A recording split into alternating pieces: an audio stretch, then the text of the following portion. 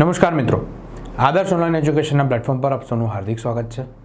મિત્રો, ગુજરાતની ભૂગોળ જોઈ રહ્યા છીએ અને એની અંદર આપણો આજનો કહી શકીએ કે ભૂગોળનો ઓલમોસ્ટ છેલ્લો ટોપિક એટલે ગુજરાતના ઉદ્યોગો વિશે આજે આપણે ચર્ચા કરવાની છે. મિત્રો, લાસ્ટ લેક્ચરની અંદર આપણે ખનીજો ભણી ગયા અને ખનીજોની અંદર આપણે જોયું કે ભાઈ કઈ ખનીજનું પ્રાપ્તિ સ્થાન ક્યાં છે, ગુજરાતમાં કેટલી ખનીજો મળે છે. બધી અગત્યની જે કોઈ પણ ખનીજો હતી, અકીક છે, ચૂનાનો પથ્થર છે, ફ્લોરસ્પાર છે, તાંબુ, જસત, સીસુ, ડોલોમાઇટ, જીપ્સમ, બોક્સાઇટ, કેલ્સાઇટ, વોલેસ્ટોનાઇટ, આ બધાની આપણે ચર્ચા કરી.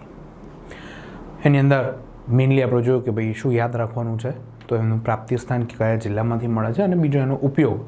આ બે મુખ્ય વસ્તુઓ આપણે પ્રિલિમ પરીક્ષાની દ્રષ્ટિએ જુઓ તો યાદ રાખવાની થાય.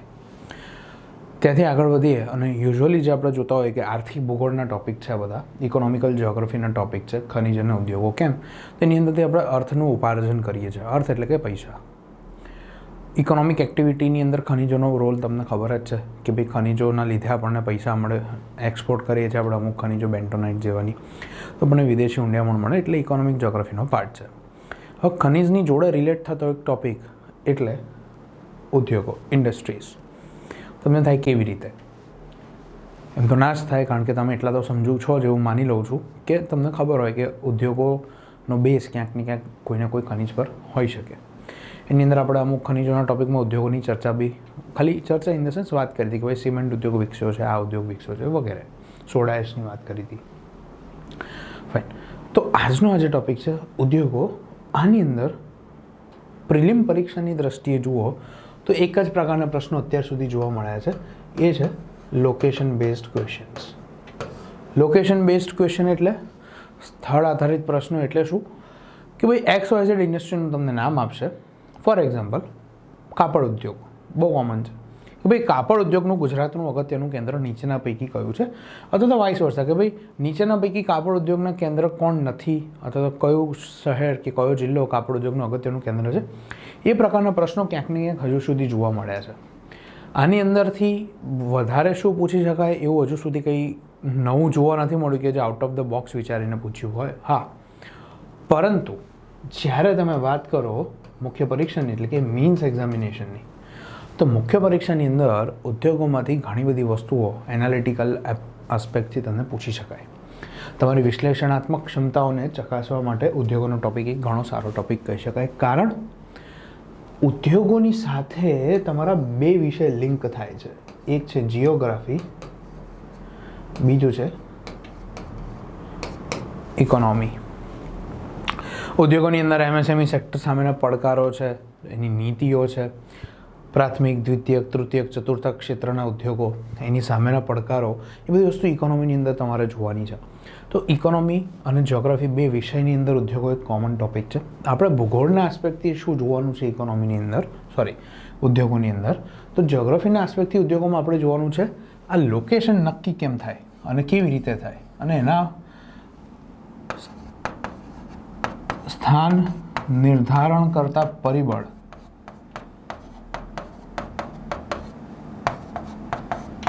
કયા કયા.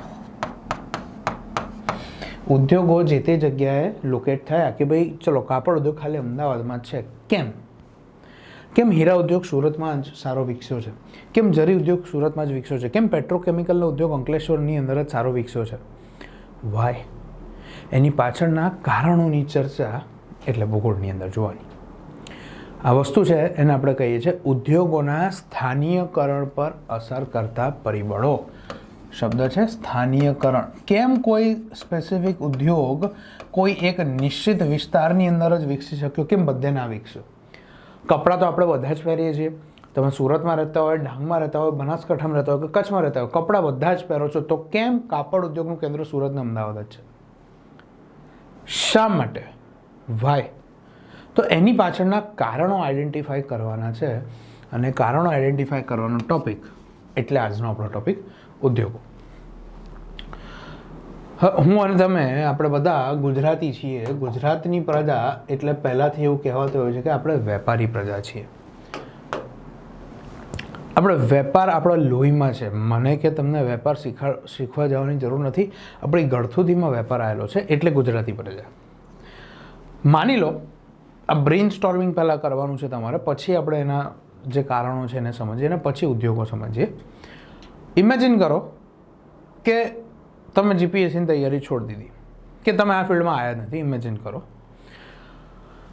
તમારા પેરેન્ટ્સ, તમારા ફાધર મધર કે તમારા ઘરમાં કોઈ પણ વડીલ હોય એ તમને એવું કહે કે ભાઈ જા, તો ગુજરાતીનો છોકરો છે, ગુજરાતીની છોકરી છે, ધંધો શરૂ કરો. અને ધંધા માટે તમને 1 મહિનાનો સમય આપ્યો કે તું 1 મહિનામાં પ્લાન કરીને આય કે તારે કયો ધંધો કરવો છે ને એના માટે તારે શું શું જોઈએ, ધંધો ક્યાં શરૂ કરવો છે. તો તમે શું કરશો? માની લો કે તમે એક ધંધો વિચારો કે ભાઈ હું XYZ વસ્તુનો ધંધો કરીશ, કોઈ બી એક વસ્તુ, પ્રોડક્ટ લઈ લો, જે બી. તમે આ ધંધો શરૂ કરતાં પહેલાં જે રિસર્ચ કરશો અથવા તો જે પ્લાનિંગ કરશો એમાં તમે નક્કી કરશો કે તમે ધંધાનું સ્થાન, મતલબ કે તમારી કંપનીની ફેક્ટરી કે યુનિટ ક્યાં નાખશો. નક્કી કરવા માટે તમે કયા કયા પરિબળો ધ્યાનમાં લેશો. શરૂ કરતાં પહેલાં, ઉદ્યોગ શરૂ કરતાં પહેલાં એ ઉદ્યોગનું લોકેશન નક્કી કરવા માટે તમારા મતે કઈ કઈ વસ્તુઓ તમે ધ્યાનમાં લેશો એ અત્યારે વિડીયો પોઝ કરો અને જોડે લખો તમારી બુકની અંદર કે હું આટલી વસ્તુ ધ્યાનમાં લઈશ. પછી પાછળ આપણે સ્લાઇડમાં જોઈએ કે એમાંથી તમારા કામની કેટલી હતી અથવા તો તમે કેટલી લખી, એમાંથી કઈ આવી અને કઈ ના આવી. બીજી એક રીતે વિચારો કે તમે ગવર્મેન્ટ ઓફ ગુજરાતની અંદર જોબ કરો છો અને ઉદ્યોગ ખાતાની અંદર તમને પોસ્ટિંગ મળ્યું સચિવ કક્ષાનું, અને તમને કીધું કે સાહેબ આપણો જે ગુજરાત છે એનો કોઈ એક એરિયા લઈ લો જે બી તમને ગમતો હોય, કે ભાઈ આ વિસ્તારમાં ફોર એક્ઝામ્પલ ચલો પૂર્વ પટ્ટી લઈ લો, સાબરકાંઠાથી લઈને મહેસાણા સુધી, મહીસાગર સુધી. તમને એવું કહેવામાં આવે સરકાર તરફથી કે ભાઈ સાબરકાંઠા, અરવલ્લી અને મહીસાગર આ 3 જિલ્લાઓની અંદર ઉદ્યોગોનું પ્રમાણ ઓછું છે. તો as a government employee, as a government officer, સરકાર તમને એવું કહે છે કે ભાઈ કંઈ બી કરો, આ એરિયામાં ઉદ્યોગો લાવો, નવા પ્લાન્ટ શરૂ કરાવો, નવી કંપનીઓને અહીંયા આકર્ષો. જે કરવું કરો, by hook or crook, beg borrow or steal, સામ દામ દંડ ભેદ, જે કરવું એ કરો, પણ અહીંયા ઔદ્યોગિક વિકાસ કરો. તો એઝ અ ગવર્મેન્ટ ઓફિસર તમે આ વિસ્તારમાં ઉદ્યોગનો વિકાસ કરવા માટે શું કરી શકશો, શું કરશો? તમને બધો જ પાવર છે એવું માની લો હાઇપોથેટિકલી. સર વિજય રૂપાણી સાહેબે તમને આઈને કહી દીધું, જો પહેલાં અહીંયા તારે સીધું મને રિપોર્ટિંગ કરવાનું, તને બધું કરવાની છૂટ છે, 1 કરોડ રૂપિયાથી વાપરવાની છે છૂટ, એની ઉપર વાપરવા હોય 5 કરોડ સુધી ખાલી મારી સહી લઈ જજે, આને હું તને કરી આપીશ, અહીં સવાલ બી નહીં પૂછું. તો તમને અહીંયા ઉદ્યોગો વિકાસ કરવો છે, ઉદ્યોગો લાવવા છે, ઔદ્યોગિક વિકાસ કરવો છે, તો તમે શું કરશો? તો સિનારીઓ નંબર 1 અને સિનારીઓ નંબર 2 આ બંનેની અંદર તમે કઈ કઈ વસ્તુઓ કરશો એ નોટ ડાઉન કરો, વિડીયો પોઝ કરો અને વિચારો. તમારું વિચારવાની કાર્ય પતી જાય પછી વિડીયો રિઝ્યુમ કરજો. ઓકે, તમે જે કંઈ પણ કારણો લખ્યા હશે, હવે નેક્સ્ટ સ્લાઇડની અંદર આપણે એક એક કારણ સમજીએ. મોટાભાગે એની અંદર કવર થઈ જતા હશે એવું માનીએ. આ જે છે વિશિયસ સાયકલ છે, એક આખું ચક્ર છે ઉદ્યોગોનું. ઉદ્યોગો આટલી બધી વસ્તુ પર ડિપેન્ડ કરે છે. આ દરેકને આપણે સમજવાનું છે નામ સાથે. આ સમજણ પ્રિલિમ્સ માટે ઇમ્પોર્ટન્ટ નથી, પણ ઉદ્યોગોનું સ્થાન ખાલી ગોખવાનો ટોપિક નથી. બસ કાપડ ઉદ્યોગમાં અમદાવાદ, પેટ્રોલિયમમાં અંકલેશ્વર, આમાં આ, પેલામાં પેલું, એવું ગોખી જઈને કોઈ અર્થ રહેતો નથી. વર્ગ 1, વર્ગ 2, સુપર ક્લાસ 3 લેવલની પરીક્ષાઓ આપતા હોય તો ખાલી ગોખવાનો અર્થ નથી. ગોખવો તો તલાટી બની શક્યા હોત, તો બિન સચિવાલયમાં ગોખીને પાસ થઈ ગયા હોત. સમજો, ગોખતા પહેલાં સમજશો ને તો યાદ રાખવાનું સરળ બની જશે. સમજો, સૌથી પહેલી વસ્તુ કે ઉદ્યોગ નાખતી વખતે તમે કઈ વસ્તુ એક વેપારી તરીકે ધ્યાનમાં લો તો પહેલી વસ્તુ જે તમે ધ્યાનમાં લેશો એ છે કાચા માલની ઉપલબ્ધિ. ગુજરાતીમાં છે આ, ઇંગ્લિશમાં સિમ્પલ ભાષામાં કેવું હોય તો રો મટીરિયલ. સમજો, એક એક કરીને દરેકને સમજવાનું છે, પછી ઉદ્યોગો બહુ ઇઝી થઈ જશે અને આ સમજણ તમને મીન્સમાં કામ આવવાની જ છે. સૌથી પહેલી વસ્તુ જે રિલેટ કરે છે ઉદ્યોગ જોડે એ છે રો મટીરિયલ. કેવી રીતે? તમે માની લો કાપડ બનાવવાની ફેક્ટરી નાખવાનું વિચાર્યું, તો કાપડ બનાવવા માટે રો મટીરિયલ તો જોઈશે ને. શું હોય રો મટીરિયલ? તમારું કોટન. તો જે વિસ્તારમાં કપાસ ઉગતું હશે, જે વિસ્તારમાં કપાસ મળતું હશે, એ વિસ્તારમાં તમારે ફેક્ટરી નાખવી પડે. કેમ? તો ઘાટ કરતાં ઘડામણ મોંઘું ના પડવું જોઈએ. જેટલી વેલ્યુ તમારા કપાસની છે એનાથી વધારે કપાસનું ટ્રાન્સપોર્ટેશન કોસ્ટ થવું જોઈએ નહીં. બે પ્રકારના ઉદ્યોગ આવે. એક કાચા માલ આધારિત ઉદ્યોગ આવે, એક બજાર આધારિત ઉદ્યોગ આવે. કાચા માલ આધારિત ઉદ્યોગ એટલે શું કે ભાઈ જ્યાં તમારો ઉદ્યોગ કાચા માલના પ્રાપ્તિ સ્થાનની નજીક નાખવો પડે. કેમ? તો એ કાચા માલનું ટ્રાન્સપોર્ટેશન મોંઘું પડતું હોય તો એવા ઉદ્યોગને કાચા માલ આધારિત ઉદ્યોગ કહેવાય. અને જ્યાં ફાઇનલ પ્રોડક્ટ બજારમાં જલ્દી પહોંચવી જરૂરી છે, ફાઇનલ પ્રોડક્ટનું ટ્રાન્સપોર્ટેશન મોંઘું પડતું હોય તો તમારે ફાઇનલ પ્રોડક્ટ બજારની નજીક, જ્યાં તમારું માર્કેટ છે તેની નજીક રાખવી પડે. તો એવી પ્રોડક્ટને કહેવાય બજાર આધારિત પ્રોડક્ટ. તો સૌથી પહેલી વસ્તુ રો મટીરિયલ. તમારે પેટ્રોલિયમમાંથી કંઈક કેમિકલ બનાવવાની ફેક્ટરી નાખવી છે તો જ્યાંથી પેટ્રોલિયમ મળતું હોય ત્યાં તમારે કંપની નાખવી પડે. નહીંતર શું થાય? તમારા એરિયામાં રો મટીરિયલ ના હોય તો મોંઘું પડે તમને લાવવું. અને તમારા વિસ્તારમાં એવું કામ કોઈ કરતું જ નથી ને બહારથી મંગાવો છો તો it will be costly for you. અને ઉદ્યોગમાં એક વસ્તુ યાદ રાખજો, કોઈ પણ ઉદ્યોગ નાખ્યો એટલે એનો એક જ અલ્ટિમેટ ધ્યેય હોય, કોઈ સેવા કરતું નથી, કોઈ મફતમાં ઇન્ટરનેટ વાપરવા આપતું નથી. એ આપવા પાછળના કારણો અલગ હતા જે હવે તમને સમજાતા હશે. માર્કેટમાં હવે એક જ ખેલાડી બચ્યો, પછી એ ખેલાડી કહે ને એમ જ બજાર ચાલે. ખ્યાલ આવે છે? તો નફો એ અલ્ટિમેટ ધ્યેય હોય એટલે કોઈ પણ રીતે નફો વધે ક્યારે? તો જ્યારે તમારી પડતર કિંમત ઘટે. માલ જે પ્રોડક્ટ, આ પેન મને 5 રૂપિયામાં પડતી હોય, જો હું કોઈક રીતે આને 3 રૂપિયામાં મને તૈયાર થઈ જતી હોય તો મારો નફો વધવાનો કે નહીં? કેમ? હું વેચું તો 10 રૂપિયામાં છું. મારી પડતર કિંમત જેટલી ઘટશે એટલો મારો નફો વધી શકે કે નહીં? વધી શકે. Yes, definitely. તો કાચો માલ મને સસ્તો મળશે તો એટલી મારી પડતર કિંમત ઘટશે. ક્લિયર? તો એક પહેલું ફેક્ટર હોઈ શકે રો મટીરિયલ. જો દરેક ઉદ્યોગમાં આટલા બધા પરિબળ અસર કરે ના, દરેક ઉદ્યોગની ડિમાન્ડ અલગ હોય, એનું અલગ પરિબળ હોય. આનું બેસ્ટ એક્ઝામ્પલ કે ભાઈ કાચા માલ મળતો હોય ત્યાં જ ઉદ્યોગ નાખવો પડે, એનું બેસ્ટ એક્ઝામ્પલ એટલે ખાંડ ઉદ્યોગ. યાદ રાખજો, શેરડીના ખેતર હશે એની આજુબાજુમાં જ, એ વિસ્તારમાં કે જ્યાં શેરડીની ખેતી હશે ત્યાં જ શુગર ફેક્ટરી હોય. માની લો નવસારી, સુરત, વલસાડમાં શેરડી ઉગે છે તો એની શુગર મિલ કંઈ અમદાવાદમાં કે વડોદરામાં નહીં હોય, ત્યાં જ એ જ જિલ્લાઓમાં હશે, ખેતરોની આસપાસના વિસ્તારમાં જ હશે. કેમ? તો શેરડી રો મટીરિયલ બેઝડ, મતલબ ખાંડ ઉદ્યોગ રો મટીરિયલ બેઝડ ઇન્ડસ્ટ્રી છે.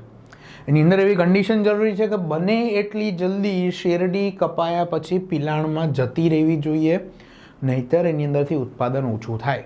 તો એનું એક્ઝામ્પલ છે. સમજ પડે છે? બીજું ફેક્ટર, કાચા માલ પછી બીજું કયું પરિબળ હોઈ શકે? તો સૌથી મોટું પરિબળ એટલે માર્કેટ, બજાર. તમારી વસ્તુ, તમે જે પ્રોડક્ટ બનાવી રહ્યા છો, તમે જે વસ્તુ સેલ કરવા માંગો છો, તમે જે સર્વિસ આપવા માંગો છો, એનું બજાર ક્યાં છે? એ વસ્તુનું માર્કેટ ક્યાં છે? એની ડિમાન્ડ ક્યાં છે? તમે કચ્છના રણમાં જઈને રેનકોટ વેચવાની ફેક્ટરી કે દુકાન ના નાખી શકો. કેમ? તેની કન્ડિશન જુઓ, ત્યાં એનું માર્કેટ જ નથી. કે તમે સાઉથ ઇન્ડિયામાં, તમિલનાડુમાં જઈને પેલા બરફ પર ચાલવાનું જે અણીવાળા બૂટ આવે એ ના વેચી શકો. જે વસ્તુ જ્યાં વપરાતી હોય, જેની જ્યાં ડિમાન્ડ હોય, જેનું જ્યાં માર્કેટ હોય, એ વસ્તુ એ એરિયા સુધી પહોંચાડવી પડે તો તમારો ધંધો ચાલે. તમે વિચાર કરો, આપણે જીપીએસસીને આદર્શ ઓનલાઈનની એપ્લિકેશન છે. હવે હું આ જ એપ્લિકેશન તમિલનાડુ પબ્લિક સર્વિસ કમિશનના વિદ્યાર્થીઓને કહું કે ભાઈ જો અમારી આદર્શની એપ્લિકેશન છે, એમાં હું ભૂગોળ ભણાવું છું, આ સાહેબ આ વિષય ભણાવે છે, તો કોઈ લેવાનું છે? કેમ? તો આમાં અમે ગુજરાતીમાં ભણાવીએ છીએ. સમજ પડે છે? જેનું જ્યાં બજાર હોય, જેનું જ્યાં માર્કેટ હોય ત્યાં વસ્તુ થવી જોઈએ. ક્લિયર? અને એ બજારથી તમારું ડિસ્ટન્સ બી મેટર કરે છે. તમે ગુજરાતમાં કંઈક બનાવતા હોય અને વેચવા તમારી વસ્તુ મેઘાલયને, અરુણાચલ પ્રદેશ મોકલતા હોય તો એટલી વસ્તુ તમારી વર્ધી હોવી જોઈએ કે ટ્રાન્સપોર્ટેશન કોસ્ટ બી તમને પોસાય, નફો થવો જોઈએ. તો ડિપેન્ડ કરે છે. ક્લિયર? બીજી વસ્તુ, કાચો માલ અને બજાર, આ બે આવ્યું તો એનાથી અગત્યની અથવા તો એના જેટલી જ મહત્વની એક વસ્તુ એટલે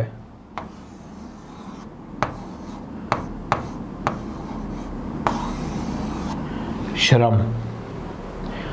શ્રમ બીજી ભાષામાં જેને કહીએ તો મેન પાવર. તમે ફેક્ટરી તો નાખી દીધી પણ અંદર કામ કરવા માટે માણસો જોઈએ. હવે જો મેન પાવર છે ને બે પ્રકારના આવે, બે પ્રકારના મેન પાવર તમને જોઈએ કોઈ પણ ઇન્ડસ્ટ્રીની અંદર. એક હોય સ્કિલ્ડ, એક હોય અનસ્કિલ્ડ. ગુજરાતીમાં કહીએ કુશળ અને અકુશળ શ્રમિકો, શુદ્ધ ગુજરાતીની વાત કરો. અમુક કામ એવા હશે જેની અંદર તમને કોઈ એ સ્પેસિફિક સ્કિલ ધરાવતા લોકો જોઈશે, જેની અંદર અમુક ગ્રેજ્યુએશન કે અમુક પ્રકારનું ખાસ ભણતર ધરાવતા લોકો જોઈશે. ફોર એક્ઝામ્પલ, કોઈ સોફ્ટવેર બનાવવું હશે તો તમારે કોમ્પ્યુટર એન્જિનિયર કે આઈટી એન્જિનિયર કે એમસીએ થયેલા વિદ્યાર્થીઓ જોઈશે, એમસીએ થયેલા લોકો જોઈશે. પણ એ જ ઓફિસની અંદર કચરા પોતા કરવા માટે કે ઓફિસ વર્ક કરવા માટે કે બેકએન્ડમાં વર્ક કરવા માટે કે નાનું મોટું ક્લેરિકલ કામ કરવા માટે તમને એન્જિનિયરોની જરૂર નહીં પડે. એના માટે તમને 12 પાસ વિદ્યાર્થીઓ પણ ચાલશે કે કોલેજના એકાદ વર્ષમાંથી ડ્રોપઆઉટ થયેલા લોકો પણ ચાલી શકે. તો એ લોકો અકુશળની અંદર આવે. અમુક લેબરસ વર્ક હોય, જેમ કે કોઈ બાંધકામની જગ્યા હશે તો ત્યાં લેબર તરીકે તમને એન્જિનિયર્સ એમનું સુપરવાઇઝિંગ કરતા હશે, પણ લેબર ક્લાસની અંદર અનસ્કિલ્ડ વર્કર્સ જોઈએ. કોઈક એસેમ્બલી લાઇન ચાલતી હોય, પેકેજિંગ ઇન્ડસ્ટ્રી હોય કે ભાઈ સાબુ બનાવવાની ફેક્ટરી છે પણ છેલ્લે સાબુને બોક્સમાં પેક કરવાના છે, તો એ સાબુને ઉચકીને બોક્સમાં પેક કરવા માટે કોઈ સ્કિલ્ડ વર્કરની જરૂર પડે નહીં. ત્યાં તમને અનસ્કિલ્ડ વર્કર યુટિલાઇઝ કરી શકો. આ જ વસ્તુને અહીંયા બી રિલેટ કરી છે કે તંત્રજ્ઞાનની આયાત અને નિકાસ, ટેકનોલોજીકલ એડવાન્સમેન્ટ ક્યાં વધારે છે. તમે જુઓ ગુજરાતની જ વાત કરો તો ગુજરાતની અંદર આઈટી ઇન્ડસ્ટ્રી ક્યાં વિકસી છે, ઇન્ફોર્મેશન ટેકનોલોજી ઇન્ડસ્ટ્રી તો વડોદરાની અંદર છે, સુરતમાં છે, અમદાવાદ ગાંધીનગરમાં છે, થોડું ઘણું રાજકોટમાં છે. જે વિસ્તારો સાક્ષરતાની દ્રષ્ટિએ પછાત છે, જે વિસ્તારોમાં વિકાસ નથી થયો, જે વિસ્તારમાં ઇન્ફ્રાસ્ટ્રક્ચરનો અભાવ છે, ત્યાં ઉદ્યોગ નથી વિકસ્યો. કદી સાંભળ્યું દાહોદમાં આઈટી કંપની છે કે ડાંગમાં આઈટી કંપની ખોલી? નેવર. પોરબંદરમાં આઈટી કંપની છે અમારી? ના. જે તે ઉદ્યોગની અંદર ટેકનિકલ એડવાન્સમેન્ટ્સ જોઈએ, ત્યાં સ્કિલ્ડ વર્કર જોઈએ અને એ લોકોની અવેલેબિલિટી મોટી માત્રામાં જોઈએ. ઓલવેઝ યાદ રાખજો, કંપની હોય એને શ્રમ કેવો જોઈએ ખબર છે? સસ્તો, ચીપ લેબર ઓલવેઝ પ્રિફરેબલ છે.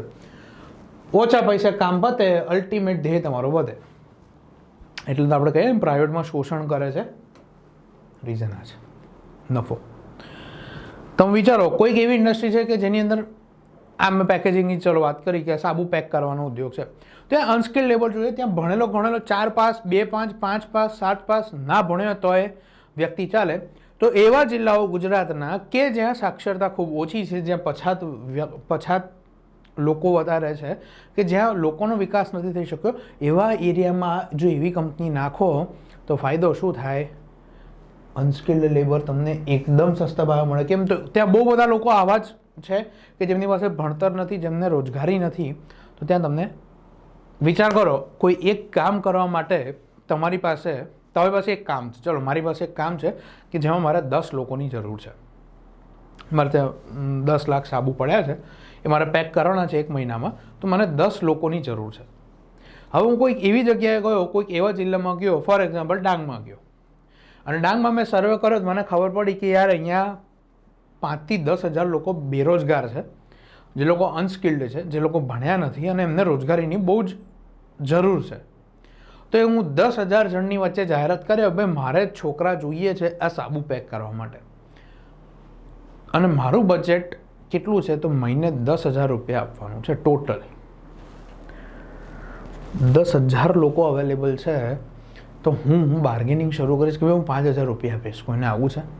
તો આટલો મોટો માસ બેરોજગાર પડ્યો છે ને એમાંથી મારે ફક્ત 10 જ જણ જોઈએ છે, તો મારા ભાવ પર કામ કરવાવાળા લોકો મળી શકે, મળી જાય એવું નથી, મળી શકે. પણ હવે માની લો મારે એક સોફ્ટવેર બનાવવું છે અને એની અંદર મારે આર્ટિફિશિયલ ઇન્ટેલિજન્સ અને વર્ચ્યુઅલ રિયાલિટીને બધું ઓગમેન્ટેડ રિયાલિટી એડ કરવી છે, એના ફીચર્સ એડ કરવા છે, એવું ખતરનાક સોફ્ટવેર બનાવવું છે. અને એવી ટેકનોલોજીના જાણકાર લોકો આખા ગુજરાતમાં 100 જ છે. આખા ગુજરાતમાં 100 જ એવા એન્જિનિયર છે કે જે મારે જે વસ્તુઓ જોઈએ એ વસ્તુ બનાવી શકે એમ છે, અને એમાંથી 10 જણ મારે જોઈએ છે. તો એ લોકોને પણ ખબર છે કે ભાઈ આપણી ડિમાન્ડ માર્કેટમાં છે, તો આ લોકો માટે મારું બજેટ વધી જશે કે નહીં વધી જાય? તમે સમજો છો હું શું કહેવા માગું છું? કે સ્કિલ્ડ લેબર હશે મોંઘું પડશે, અનસ્કિલ્ડ સસ્તું પડશે. એટલે જ્યાં જેવા લોકોની અવેલેબિલિટી હોય અને કેવા લોકોની તમારા ઉદ્યોગમાં જરૂર છે. મારે સોફ્ટવેર કંપની નાખવી હશે તો દાહોદ સાઈડ જઈને રિક્રુટમેન્ટ નહીં કરું, એના માટે મારે અમદાવાદ, ગાંધીનગર, વડોદરા, સુરતમાં ઇન્ટરવ્યૂ રાખવો પડશે. કેમ? તો એક આઈટી એન્જિનિયર થયેલો વ્યક્તિને આપણે કહીએ કે ભાઈ દાહોદના ગરબાડા તાલુકામાં આપણી કંપની છે જ્યાં સૌથી પહેલો સૂર્યોદય થાય છે, તો કે સાહેબ રહ્યા તો આપણે નહીં આવું, આપણે ગાંધીનગરમાં તમે 10,000 હાલશો અમે કામ કરશું, તો એ 20,000માં આવવા માટે વિચારશે. કેમ? ઇન્ફ્રાસ્ટ્રક્ચરનો અભાવ છે. એવું નથી કે દાહોદ સારી જગ્યા નથી, પણ ત્યાં ઇન્ફ્રાસ્ટ્રક્ચર નથી જે આઈટી ઇન્ડસ્ટ્રી માટે જરૂરી હોય. ખ્યાલ આવે છે? તો રો મટીરિયલની અવેલેબિલિટી છે. આ બીજી વસ્તુ છે રો મટીરિયલ પોતે. અમુક વખત એવું હશે ને કે રો મટીરિયલ પોતે બગડી જાય એવું હોય, જેમ કે દૂધ. ડેરીની અંદર દૂધ જમા કરાવવું પડે. હવે એવું ના થઈ શકે કે હું લેટ્સ સે વલસાડમાંથી દૂધ પશુપાલકો ભેગું કરીને આણંદ મોકલે ને આણંદમાં દૂધ પ્રોસેસ થઈને પાછું વલસાડ આવે. Not possible. પેરિશેબલ ગુડ્સ જે છે, જે વસ્તુઓનો જલ્દી બગડી જાય એવી છે, તો એના માટે તમારા પ્રોસેસિંગ યુનિટ્સ પણ નજીક રાખવા પડે. એટલે દરેક જિલ્લાની અંદર આપણે ત્યાં ડેરીઓ છે. ડેરી ઉદ્યોગ આપણે આના પછીના લેક્ચરમાં છેલ્લે જોઈશું. તો ડેરી ઇન્ડસ્ટ્રી અને આના જેવી ઘણી બધી ઇન્ડસ્ટ્રી છે જે પેરિશેબલ ગુડ્સ કહેવાય, જે ઝડપથી બગડી જાય. તો એના માટે બી તમારે લોકેશન ફેક્ટર જોવું પડે. પછી છે સંચાલન શક્તિ. આ શબ્દ થોડોક વિચિત્ર લાગે. સંચાલન શક્તિની અંદર કોણ કોણ આવશે? તો વીજળી, પાણી અને મેઇન વસ્તુ કે જેના વગર તમારા આખા ઉદ્યોગની કલ્પના જ અધૂરી છે, લેન્ડ. આ બધી વસ્તુ તમે કંપની તમારી બનાવી દીધી. ક્યાં બનાવી? મગજમાં. એને જમીન પર બનાવવા માટે શું જોઈશે તમારે? લેન્ડ, વોટર અને ઇલેક્ટ્રિસિટી. આ 3 વગર ધંધો કોઈ બી શક્ય છે? મન કહો. Not possible. તમે ઈ કોમર્સમાં જાઓ તો ઇલેક્ટ્રિસિટી વગર કામ નહીં આવે. ફિઝિકલમાં તો 3 વસ્તુ જોઈએ ને જોઈએ જ. હવે આ વસ્તુ જે છે ને, આ સીધી રિલેટ કરે છે કોની જોડે? સરકારી નીતિ, ગવર્મેન્ટ પોલિસી. યાદ કરો, તમને બીજો સિનારીઓ કીધેલો કે એક સરકારી અધિકારી તરીકે તમારે વિચારવાનું હતું. તો સરકારી અધિકારી તરીકે તમારી પાસે કાચા માલની અવેલેબિલિટીનો કોઈ સત્તા નથી. તમે ટેકનોલોજી લાવી શકો, ના પણ લાવી શકો. તમે બજારમાં માંગ ઊભી નહીં કરી શકો, પણ તમે શું કરી શકશો? તમે આપણે પેલું સાબરકાંઠાવાળા પટ્ટામાં વિકાસ કરવો છે ઉદ્યોગો, તો તમે કહી શકો કે ભાઈ આ 3 જિલ્લામાં ઉદ્યોગો નાખવી હોય તો અમે જમીન સસ્તા ભાવે આપશું, અમે વીજળીના બિલમાં રાહત આપશું, અમે પાણી સસ્તા ભાવે આપશું, અમે ગેસ સસ્તા ભાવે આપશું, અથવા તો મફત આપશું પહેલાં 10 વર્ષ. કરી શકો. એઝ અ ગવર્મેન્ટ તમારી પાસે પાવર છે, કારણ કે આ ગવર્મેન્ટની માલિકી છે. અને આ બધી વસ્તુ તમે એમને તો જાહેરાત નહીં કરો. એના માટે તમે શું કરશો? તો for that you will create a policy. સરકારી નીતિ, ગુજરાતની ઔદ્યોગિક નીતિ છે. કેમ રતન ટાટા બંગાળ છોડીને ગુજરાતમાં આવ્યા? બંગાળની અંદર એસેમ્બલી લાઇન સુદ્ધા બની ગયેલી, કરોડો રૂપિયાનો ખર્ચો ત્યાં થઈ ગયેલો, તેમ છતાં જો નેનોનો પ્લાન્ટ બંગાળથી ઉચકીને સાણંદમાં નાખતા હોય, ધેટ મીન્સ કે સરકારે પોલિસી એવી બનાવી હશે, એવા બેનિફિટ્સ એમને આપ્યા હશે કે જે લાંબા ગાળે કંપનીને ફાયદો કરાવતા હશે. તો સરકારના પાર્ટથી, ગવર્મેન્ટના આસ્પેક્ટથી તમે જુઓ તો તમે શું કરી શકો? તો તમે ઉદ્યોગોને અનુકૂળ એવી સરકારી નીતિઓ બનાવી શકો, ટેક્સમાં રાહત આપી શકો, લેબર લોઝની અંદર રાહત આપી શકો, ઘણી બધી વસ્તુઓ એઝ અ ગવર્મેન્ટ તમે કરી શકો. તમે લેન્ડ સસ્તા ભાવે આપી શકો, ક્યાં તો ભાડામાં 1 રૂપિયો ભાડું લઈને ભાડા પટ્ટે આપી શકો. નંબર ઓફ થિંગ્સ તમે કરી શકો. કેમ? કારણ કે તમે સરકારમાં છો અને સરકાર શું કહે છે? મેરા વચન હી હૈ મેરા શાસન. જય માહિષ્મતી. સમજ્યા? બરોબર. ચલો, પછી છે વાહન વ્યવહાર, અથવા તો જેને બીજા શબ્દોમાં કહીએ પરિવહન. તો પરિવહનની સુવિધા હોવી પણ એટલી જ જરૂરી છે. Transportation, road connectivity, railway connectivity, C connectivity જેવા તમારા ઉદ્યોગનો નેચર, એવી એની કનેક્ટિવિટી. માની લો તમારો એક્સપોર્ટ કરવાનો ધંધો છે, તો દરિયાથી કાં તો એરપોર્ટથી તમારી પ્રોક્ઝિમિટી નજીક હોવી જોઈએ. જો એરપોર્ટ બી ના હોય તો ચાલે. કેમ? મેજર યાદ રાખજો આ વસ્તુ ખાસ મગજમાં, કે મોટા ભાગનું એક્સપોર્ટ આપણું ક્યાંથી થાય છે? સી રૂટથી. કારણ કે હવાઈ માર્ગે બહુ જ મોંઘું પડે, ભયંકર કોસ્ટલી પડે. દરિયા માર્ગે જે સસ્તું પડે એક્સપોર્ટનું કામકાજ. હા, વેક્સિન મોકલવી અલગ વસ્તુ છે. બાકી બધી કંટ્રોલ એન્વાયરમેન્ટમાં વસ્તુઓ જે ના જોઈતી હોય એ સી રૂટથી જ જાય. રેલવેની કનેક્ટિવિટી તો જોઈએ જ, કારણ કે તમે એવી તો કોઈ વસ્તુ નહીં બનાવો કે જે ખાલી ને ખાલી માની લો તમે અમદાવાદમાં કંપની નાખી તો અમદાવાદમાં જ વેચશો, આખા ગુજરાતમાં વેચશો. એના માટે તમારે રોડ અને રેલવે, બસ અને ટ્રેન તો જોઈએ, બસ ટ્રક કે ટ્રેન વોટેવર એ તો જોઈશે જ.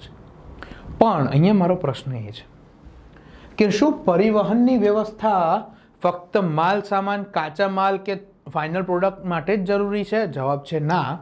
યાદ રાખજો કે પરિવહનની સુવિધાઓ રેલવે, બસ, ટ્રક કે વોટેવર એ ફક્ત કાચા માલની આયાત નિકાસ માટે કે ફાઇનલ પ્રોડક્ટને બજારમાં પહોંચાડવા માટે જ જરૂરી છે એવું નથી. આ વસ્તુ આ લોકોને પણ લાગુ પડશે. શ્રમ, મને નોકરી મળી ગઈ કોઈ એક બહુ મોટી કંપનીમાં, પણ ખબર પડી કે કંપની એવી ઉજ્જડ વેરાન જગ્યાએ છે કે જ્યાં સવારે એક જ બસ જાય અને બસ ના જાય તો આખા રસ્તે કોઈ ચકલું એ ફરકતું નથી. એકદમ વિષમ પરિસ્થિતિની અંદર એ જગ્યા આવેલી છે જ્યાં પહોંચવા માટે કોઈ સાધનો અવેલેબલ નથી. તો હું એક વખત વિચાર કરીશ કે જવાય કે ના જવાય. શ્રમ માટે પણ એટલું જ ઇઝી પરિવહન ત્યાં અવેલેબલ હોવું જોઈએ, અને અવેલેબલ ના હોય તો કંપનીએ પોતાની બसेस રન કરવી પડશે. ઓકે, કાચો માલ થઈ ગયો, સરકારી નીતિ થઈ ગઈ. યસ, આ વસ્તુ હવે બહુ એટલી બધી મેટર નથી કરતી બેન્કિંગ ક્ષેત્રમાં વિકાસ થઈ ગયા પછી. બાકી છે મૂડી, જે પહેલાં બહુ ઇમ્પોર્ટન્ટ રોલ પ્લે કરતી હતી. મૂડી, નો પૈસા નો ધંધા. આ બધી વસ્તુ જે ખયાલી પુલાવ આપણે પકાયો, જે તમે તમારી કંપની વિચાર લીધી, એ થશે ક્યારે? સાહેબ પૈસા હોય ને તો થાય. આપણે બધા પાસે કરોડ કરોડ રૂપિયા હોત તો આપણે બધાએ કંઈક ને કંઈક ફેક્ટરી નાખીને બેઠા હોત. છે નથી ને. મૂડી, કોઈ પણ ધંધા માટે મૂડીની જરૂર પડે. લોનની સગવડ, ધિરાણ જેને કહેવાય. હવે અત્યારે આજના સમયની અંદર તમે જુઓ તો બેન્કોની અંદરથી ઘણી બધી લોન્સ મળતી હોય છે. ઘણા બધા NBFC છે, નોન બેન્કિંગ ફાઇનાન્શિયલ, NBFI છે, જે નોન બેન્કિંગ ફાઇનાન્શિયલ ઇન્સ્ટિટ્યુશન્સ કે જે લોન્સ આપતા હોય છે. તો હવે આ વસ્તુ સરળ થઈ ગઈ. પણ આનો તમને એક પ્રેક્ટિકલ ઉદાહરણ આપું. તમે વિચારો કેમ કાપડ ઉદ્યોગ અમદાવાદમાં વિકસ્યો? એની પાછળનું એક કારણ કે 1854થી લઈને 1860ના સમયમાં જ્યારે કાપડની મિલો નખાતી હતી ત્યારે મૂડીપતિઓ, જેમની પાસે પૈસા હતા બહુ મોટી માત્રામાં, એ સમયના મૂડીવાદીઓ, મૂડીપતિઓ ક્યાં રહેતા હતા? આવા અમદાવાદ જેવા મોટા શહેરોમાં રહેતા હતા. અને ત્યારે તો આવું ટ્રાન્સપોર્ટેશન હતું નહીં. બળદગાડામાં જવું પડતું હતું, ઘોડાગાડીમાં જવું પડતું હતું. ટ્રક બક તો કંઈ આવી નથી. 1854ની વાત છે, મંગલ પાંડે પહેલાં 1854ની વાત છે, 57 બી નથી આવ્યું. તો એવા સમય વિચારો કે ધનવાન લોકો મોટી સિટીઓમાં રહેતા. અને અમદાવાદનો એક એક્ઝામ્પલ લઈ શકો કે અમદાવાદમાં કાપડ ઉદ્યોગ ઇનિશિયલી શરૂ થઈ ગયો ને એની પાછળનું એક કારણ શું હતું? મૂડીવાદી લોકો ત્યાં રહેતા હતા. પૈસા જે લોકો રોકાણ કરી શકે એવા સક્ષમ લોકો, આર્થિક રીતે સદ્ધર લોકો અહીંયા રહેતા હતા, અને એમણે આ વિસ્તારમાં આ ઉદ્યોગ વિકસાયો અને પછી એક ઐતિહાસિક કારણના ભાગરૂપે અહીંયા વિકસી ગયો. તો ફાઇનાન્સીસ બહુ મોટો, બહુ મેજર રોલ પ્લે કરતા હોય છે. ઓકે, તો આટલી વસ્તુ છે જે તમારા ઉદ્યોગના લોકેશનને નક્કી કરવામાં ભાગ લેતી હોય. જો અમુક ઉદ્યોગો એવા હશે કે જેમાં કોઈ 2-3 પરિબળ ભાગ ભજવતા હોય. અમુકમાં એવું હશે કે કોઈ એક જ પરિબળ ભાગ ભજવતો હશે. જેવો ઉદ્યોગનો નેચર, જેવો એ ઉદ્યોગની પ્રકૃતિ, એવું એક કારણ એની પર અસર કરે. પણ ટૂંકમાં હવે તમારા મગજના દરવાજા ખુલી ગયા હોવા જોઈએ કે લોકેશન ઉદ્યોગની કોઈ એક વિસ્તારમાં કોઈ એક ઉદ્યોગ વિકસેલો હશે ને તો એની પાછળ આમાંથી જ કોઈ કારણ છે. આના સિવાયનું કોઈ કારણ આવી શકે નહીં. ક્લિયર? ખ્યાલ આવી ગયો? અને હવે આપણે ટોપિક શરૂ કરીએ ઉદ્યોગોનો. અને અહીંયા હવે જોઈશું આપણે કે ભાઈ કયો ઉદ્યોગ ક્યાં વિકસ્યો અને વિકસવા પાછળના કારણો કયા કયા હોઈ શકે. હવે વાંધો નહીં આવે, આપણે જ્યાં જરૂરી હશે ત્યાં હું તમને કહીશ કે જો આની અંદર આ ફેક્ટર કામ આવે છે. મેઇનલી આમાં લોકેશનવાળા પ્રશ્નો વધારે મહત્ત્વના છે, તો એના પર ધ્યાન વધારે આપજો. બાકી નાની મોટી વસ્તુઓ એક વખત વાંચી જજો, જોઈ જજો. એમ તો આપણે બધું કવર કરવાનો ટ્રાય કર્યો જ છે. Okay, ready? તો સ્ટાર્ટ કરીએ. તો આ જે બધા પરિબળ છે જે આપણે જોયા આગળ અને અહીંયા ખાલી લખ્યા છે, જેથી તમારે અહીંયા થોડું ડ્રોઈંગ વધારે થઈ ગયું છે આપણાથી, તો ઇઝી પડે વાંચોમાં, એના માટે છે. સ્ટાર્ટ કરીએ. પહેલો ઉદ્યોગ છે કયો ઉદ્યોગ? કાપડ ઉદ્યોગ. બધાનો ફેવરેટ ઉદ્યોગ છે કાપડ ઉદ્યોગ. તમને એવું જ છે કે આપણને બધાને બધી વસ્તુ આવડે કાપડ ઉદ્યોગમાં, આવડે જ છે, નો ડાઉટ, માની લઈએ. અહીંયા એક બે સવાલ છે જ્યાં તમારું થોડુંક મગજની કઢી કરીશ તમારી. જોઈએ કાપડ ઉદ્યોગ એમાં પહેલો છે સુતરાઉ કાપડનો ઉદ્યોગ, જે કોટન ઇન્ડસ્ટ્રી, જે આપણે રોજિંદા જીવનમાં જે કાપડ પહેરીએ છીએ એ છે સૂતર, એટલે કે કોટન આપણે એને ડે ટુ ડે લેંગ્વેજમાં કહીએ તો સુતરાઉ કાપડના ઉદ્યોગનું સૌથી મોટું કેન્દ્ર કોણ છે? અમદાવાદ. સમજો કેમ અમદાવાદ? જો એક બે ઉદ્યોગ જે ઇનિશિયલ આપણે જોઈએ એમાં તમને કારણો હું સમજાવીશ એટલે તમારું માઇન્ડસેટ ક્લિયર થાય, બરોબર છે? તો આ ઉદ્યોગની અંદર કાચા માલ તરીકે શેનો ઉપયોગ થાય? કપાસનો. હવે અમદાવાદનું જ્યોગ્રાફિકલ લોકેશન જુઓ. તો અમદાવાદના જ્યોગ્રાફિકલ લોકેશનમાં તમે જોશો તો અહીંયા કંઈક આપણું અમદાવાદ છે. અહીંયા વિરમગામમાં કપાસ ઉગે, સુરેન્દ્રનગરમાં કપાસ ઉગે, ઉત્તર ગુજરાતમાં કપાસ ઉગે. તો આ બધા કપાસના ઉત્પાદન કરતા એરિયાથી અમદાવાદ નજીક છે કે નહીં? સૌથી મોટું કારણ કાચો માલ છે કે વિરમગામ કપાસ ક્ષેત્ર, યાદ કરો મેદાનો, તે આપણે જોયું વિરમગામ કોટન ઝોન, વિરમગામ અમદાવાદ મહેસાણાની બોર્ડર પાસે છે. સુરેન્દ્રનગર કે જ્યાં એક જમાનામાં કપાસનું હાઈએસ્ટ વાવેતર થતું હતું, ધંધુકા કે જ્યાં કપાસ ઉગે છે, ઇવન આજની તારીખે કલોલ બાજુ જતા રહો, કડી બાજુ જતા રહો, કપાસ ઉગે છે. રો મટીરિયલ શું છે? કપાસ. તો પ્રાપ્તિ સ્થાન નજીક થઈ ગયું કે નહીં? અહીંયા એ ફેક્ટર કામ કરે છે. ગુજરાતની અંદર અત્યારે કુલ 71 જેટલી મિલ છે, એમાંથી 41 તો ક્યાં છે? ખાલી અને ખાલી અમદાવાદમાં. અડધાથી પણ વધારે મિલો છે. અને ભારતના સુતરાઉ કાપડનું ઉત્પાદન જે છે એનું આશરે 21% ઉત્પાદન એકલું અમદાવાદ કરે. અને એટલે જ અમદાવાદને શું કહીએ છીએ? ભારતનું માન્ચેસ્ટર પણ કહેવાય છે, ડેનિમ સિટી ઓફ ઇન્ડિયા પણ કહેવાય છે. યાદ રાખજો, બીજું એક નામ છે ડેનિમ સિટી ઓફ ઇન્ડિયા. કોણ? ડેનિમ સિટી ઓફ ઇન્ડિયા એટલે આપણું અમદાવાદ. એવું નથી ખાલી અહીંયા જ છે સુતરાઉ કાપડનો ઉદ્યોગ. સુરત, વડોદરા, નવસારી, આણંદ, બિલીમોરા, ભરૂચ, નડિયાદ, ખંભાત, કલોલ, ભાવનગર, આ બધી જગ્યાએ બી કાપડ ઉદ્યોગ થોડો ઘણો વિકસ્યો છે, પણ 41 મિલ અહીંયા છે. આ બધી જગ્યા મળીને કેટલી છે? ખાલી 28 મિલ છે. જો આવા પોઈન્ટ બહુ યાદ રાખવાની જરૂર નથી, ખાલી એક વખત નજર મારી લેવાની. મેઇન પોઈન્ટ આ 3-4 પોઈન્ટ છે કાપડ ઉદ્યોગની અંદર. પણ આ તો હજુ એક જ કાપડ છે કાપડ ઉદ્યોગમાં, સુતરાઉ કાપડ. આગળ જઈએ તો કાપડ ઉદ્યોગ જે છે ગુજરાતમાં જે એનું વ્યાપ છે, જેટલા લોકો એની જોડે સંકળાયેલા છે, જેટલા લોકોને એને રોજગારી મળે છે, જેટલા એના કારખાના છે, એ બધાનું ડિટેલ એનાલિસિસ કરો તો યાદ રાખજો ગુજરાતની અંદર 5મા નંબરનો 5th રેન્કનો સૌથી મોટો ઉદ્યોગ એટલે કાપડ ઉદ્યોગ. બહુ મોટા પાયે લોકો સંકળાયેલા છે કાપડ ઉદ્યોગ જોડે. બહુ ઘણી બધી કંપનીઓ, ઘણા બધા લોકો એની અંદર રોજગારી મેળવે છે. કારણ કે આની અંદર તમે જો ખેડૂત, કપાસનો ખેડૂતથી લઈને ફાઇનલ કન્ઝ્યુમર સુધી આપણે બધા ઉદ્યોગ સાથે કશે ને કશે સંકળાયેલા છીએ. બીજી વસ્તુ, અને અહીંયા તમને વિચારવા માટે એક પ્રશ્ન, ગરમ કાપડ ઉદ્યોગ ક્યાં વિકસ્યો છે? તો વડોદરા અને જામનગરમાં. સમજો, ગરમ કાપડનો ઉદ્યોગ ક્યાં વિકસ્યો છે? વડોદરા અને જામનગરમાં. મારો તમને પ્રશ્ન છે, શા માટે? વાય? આ જે ફેક્ટર્સ અહીંયા આપણે જોયા, આમાંનું જ એક ફેક્ટર ત્યાં અસર કરે છે. કયું? શા માટે ગરમ કાપડનો ઉદ્યોગ, જે કંઈ પણ સ્વેટર બેટર આપણે પહેરીએ છીએ ગુજરાતની અંદર, જે કંઈ પણ બને છે આ ઉદ્યોગનું, એ બધું વડોદરા, જામનગર એનું મુખ્ય કેન્દ્ર છે. શા માટે? Why? What is the reason? વિચારો. વિડીયો પોઝ કરીને વિચારો, પણ વિચારજો ખરા. મને ખબર નથી કે તમે વિડીયો પોઝ કરશો કે નહીં કરો, પણ તમારા સારા માટે એક વખત બધા પરિબળ પર વિચાર કરજો, અને એમાં તમને વિચારો કેવા આવશે એ પણ હું તમને કહું. પોઝ કરી લો પહેલાં, પછી રિઝ્યુમ કરજો એટલે કહું. તમને અહીંયા કારણો એવા યાદ આવ્યા હશે, કોઈક એવું યાદ આવ્યા કરતાં બેસાડ્યું હશે કે સર ઘેટા બકરાની સંખ્યા વધારે. પહેલાં વડોદરા, જામનગરમાં કઈ ઘેટા બકરા દેખાયા તમને? ઘેટા બકરામાં આપણે જોયું કે ભાઈ કચ્છની અંદર સૌથી વધારે ઘેટા બકરા છે, વડોદરા અને જામનગરમાં તો એવું બી નથી. તો શું કારણ હોય છે? કનેક્શન જોજો, અને કનેક્શનમાં મજા આવે તો યાદ રાખજો, ના આવે તો બી યાદ રાખજો. કનેક્શન એ છે કે વડોદરા અને જામનગર આ બંને જગ્યામાં શું સામ્યતા છે? તો બંને જગ્યાએ કંઈક આની જોડે સંબંધ છે.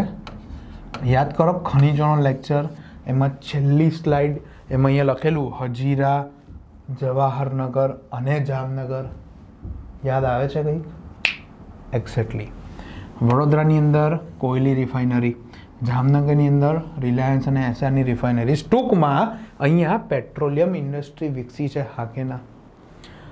હવે સમજો, તમે જે સ્વેટર પહેરો છો, તમને કેમ ઘેટા બકરા મગજમાં આવ્યા અને કેમ આ ના આવ્યું, એનું કારણ હું તમને કહું. એનું કારણ છે કે આપણા બધાનું માઇન્ડસેટ કેવું છે કે ગરમ કાપડની વાત આવે ને એટલે બાય ડિફોલ્ટ ઓટોમેટિક તમે શું વિચારશો? ઊન, વૂલ. પણ ઓનેસ્ટલી તમે તમારા ઘરમાં નજર કરો આજે, તમે તમારા ઘરમાં જ નજર કરો આજે ઓનેસ્ટલી, કે તમારા ઘરમાં કેટલા પાસે અથવા તો ઇવન તમારી પાસે શું ઊનનું સ્વેટર છે? તમારી આસપાસ જે લોકો ફરી રહ્યા છે, શું આપણે બધા ઊનના કપડાં પહેરીએ છીએ શિયાળામાં? જવાબ છે ના. 1001 કે 2 માણસો ઊનનું સ્વેટર પહેરીને ફરતા હશે, બાકી આપણને જોઈએ શું? હુડી. અપના ટાઈમ આયેગા લખેલા હુડી લઈને ફરવા છે. ચામડાના લેધરના જેકેટ્સ, ડેનિમના જેકેટ્સ, આ બધી વસ્તુ શું ઊનમાંથી બને છે? વિચારજો ક્યારેક. જવાબ છે ના. હું કે તમે જે જેકેટ પહેરીએ છીએ, જે હુડી પહેરીએ છીએ, જે સ્વેટશર્ટ્સ પહેરીએ છીએ, એ શેમાંથી બને છે? તો કદી એનું પેલો ટેગ બિચારો લટકી રહ્યો હશે, ટેગને આજે ઊંચું કરજો પ્રેમથી અને જોજો ત્યાં લખ્યું હશે શું? Polyester, acrylic, nylon etcetera etcetera, જેવી બનાવટ એવું લખ્યું હશે. તો પોલિએસ્ટર, એક્રેલિક, નાયલોન આ બધું શું છે? શું આ કોઈ પ્રાણીમાં ઉગે છે? શું આ કોઈ છોડમાં ઉગે છે? ના. આ બધા શું છે? કૃત્રિમ રેસાઓ, આર્ટિફિશિયલ ફાઈબર. શેમાંથી બને? આની બાય પ્રોડક્ટ છે. બાય પ્રોડક્ટ એટલે કે આડ પેદાશ. હવે રીઝન ખબર પડી? ક્લિયર થાય છે? એના લીધે વડોદરા જામનગર ગરમ કાપડ ઉદ્યોગના કેન્દ્ર છે. હોઝિયરી કાપડ, જે નાઇટ્રસ એમાં જે કાપડ વપરાય, એમાં એક આ જગ્યા ખાસ યાદ રાખવાની, અરુણોદય મિલ મોરબીની અંદર. પછી આવે છે હાથશાળ અને યાંત્રિક શાળ. આને કહેવાય હેન્ડલૂમ, આને કહેવાય પાવરલૂમ. તમે સુરત રેલવે સ્ટેશનની આસપાસ ગયા હોય તો આમ ખાટ ખાટ ખાટ અવાજ 24 કલાક ચાલુ હોય, એ શેનો અવાજ છે? પાવરલૂમ્સનો. પહેલાં હાથશાળથી હાથ વણાટ હતું, હવે પાવરલૂમ્સ આવી ગઈ છે. જો હેન્ડલૂમનું કાપડ છે ને ઓલવેઝ થોડુંક જાડું હશે, એની અંદરથી ટુવાલ છે, ચાદર છે, નેપકિન છે, એ બધી વસ્તુ બને. જ્યારે યાંત્રિક શાળ જે પાવરલૂમ હશે ને એનું કાપડ થોડુંક એનું પતલું હશે. આ જાડું કાપડ આવે, આ પતલું આવે. યુઝ્યુઅલી બી તમે જો હાથશાળ ને યાંત્રિક શાળ ના ખબર હોય, પણ તમે ઘરે જોશો, મમ્મીને પૂછજો કે હેન્ડલૂમનું આપણે ત્યાં શું છે, તો હેન્ડલૂમના કાપડ ઓલવેઝ કેવા હશે? જાડા હશે. ચાદર છે, ટુવાલ છે, પડદા છે, એ બધી વસ્તુ હવે જાડા કાપડની આપણે ત્યાં બનતી હોય છે. બરાબર છે? તો આટલી વસ્તુ ખાસ યાદ રાખવાની. જો હેન્ડલૂમમાંથી કાપડ, હેન્ડલૂમ પડદાનું કાપડ, સાડી, પોલિએસ્ટર, ટુવાલ, ચાદરો વગેરેનું ઉત્પાદન થાય છે. પોલિએસ્ટરની અંદર મિક્સિંગ કરવામાં આવે હેન્ડલૂમનું. એકલું પોલિએસ્ટરનું સ્વેટર નહીં હોય, તમારું અંદર લખ્યું હશે કે ભાઈ 50% કોટન, 50% પોલિએસ્ટર, કે 40-60 જેવો રેશિયો, તો એની અંદર મિક્સ કરવામાં આવે. પાવરલૂમમાંથી શું બને? તો અહીંયા સાડી કેન્સલ કરજો. અહીંયા સાડી અને ધોતી, પતલું કાપડ જે છે એ પાવરલૂમ. પાવરલૂમ એટલે યાંત્રિક શાળ. અને ગુજરાતની અંદર એક સંસ્થા યાદ રાખવાની, ગુજરાત રાજ્ય હાથશાળ વિકાસ નિગમ, જે આ હાથશાળ, હાથ વણાટના જે કારીગરો છે એમને મદદરૂપ થવાનું કાર્ય કરે છે. ગવર્મેન્ટની બોડી છે. પછી છે જરી ઉદ્યોગ. જરી કામ કરવામાં આવે, સાડી ઉપર જરી ભરવામાં આવે. જરી કામ જે છે એની અંદર કયું કેન્દ્ર છે? સૌથી મોટું કેન્દ્ર છે સુરત. કસબ, બાદલ, કિનારી, ટીકી, સાડી વગેરેનું ઉત્પાદન જરી ઉદ્યોગના ભાગરૂપે થાય. આ બધી વર્ક કરવામાં આવે છે. શેના પર? સાડી ઉપર. ભાઈઓ આપણને બહુ ખબર ના પડતી હોય, પણ બહેનોને ઘણું બધું નોલેજ હોય આ વસ્તુની અંદર, તો આપણે જરી ઉદ્યોગમાં સુરત કેન્દ્ર યાદ રાખીને ચાલજો. પણ યાદ રાખવાનું શું છે કે જે સાચી જરી હોય, જે એકચ્યુઅલ જરી ઉદ્યોગ જેના માટે વખણાય છે, જે જરી માટે જરી ઉદ્યોગ જાણીતો છે, આ સાચી જરી તાંબુ, સોનું અને ચાંદી. તાંબુ, સોનું અને ચાંદી, આ 3 કિંમતી ધાતુઓના તારમાંથી બનાવવામાં આવે છે. તમે જે જરી જુઓ છો, જે આપણે સસ્તી 5 રૂપિયાનું પડીકો લઈ આવીએ એ સાચી જરી નથી, એ પ્લાસ્ટિકની જરી છે. એ કેવી છે? પ્લાસ્ટિકની જરી છે. કારણ કે પેલી તો પોસાય એવું જ નથી. અને જે એકચ્યુઅલ જરી છે, જે તાંબાના તાર, સોનાના તાર અને ચાંદીના તારથી બને, એની ખાલી 5% જરી જ આપણે ત્યાં ગુજરાતની અંદર વપરાય. બાકીની જરી બીજા રાજ્યોમાં અને બીજા દેશોમાં મોકલાય. અને સૌથી વધારે એક્સપોર્ટ ક્યાં કરીએ છીએ આપણે? જર્મનીની અંદર. જર્મનીમાં સુરતની જરીની ડિમાન્ડ ખૂબ જ સારી છે. સુરતની અંદર ઉધના યાદ કરો. ઉધના ગયા લેક્ચરમાં આપણે શેના માટે યાદ કરેલું? નવીન ફ્લોરિનવાળી કંપની માટે. તો ઉધનાની અંદર બહુ મોટી માત્રામાં પ્લાસ્ટિકવાળી જરીનું ઉત્પાદન કરવામાં આવે અને રિયલ જરી પણ સુરતની અંદર જ ઉત્પાદન કરવામાં આવે છે.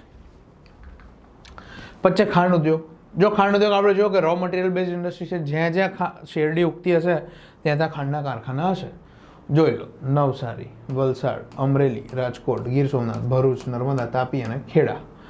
જે જિલ્લાઓમાં શેરડીની ખેતી થાય એ જિલ્લાઓમાં ખાંડની ફેક્ટરી જોવા મળે. અને આ ઉદ્યોગની એક ફેક્ટ ખાસ યાદ રાખવાની, બારડોલી શુગર ફેક્ટરીની ફેક્ટ. ગુજરાતનું સૌ પ્રથમ ખાંડનું કારખાનું કયું? 1956-57ના ગાળામાં 56-57ના દાયકામાં બારડોલી ખાતે સહકારી ક્ષેત્રનું સૌથી મોટું કારખાનું સ્થપાયું.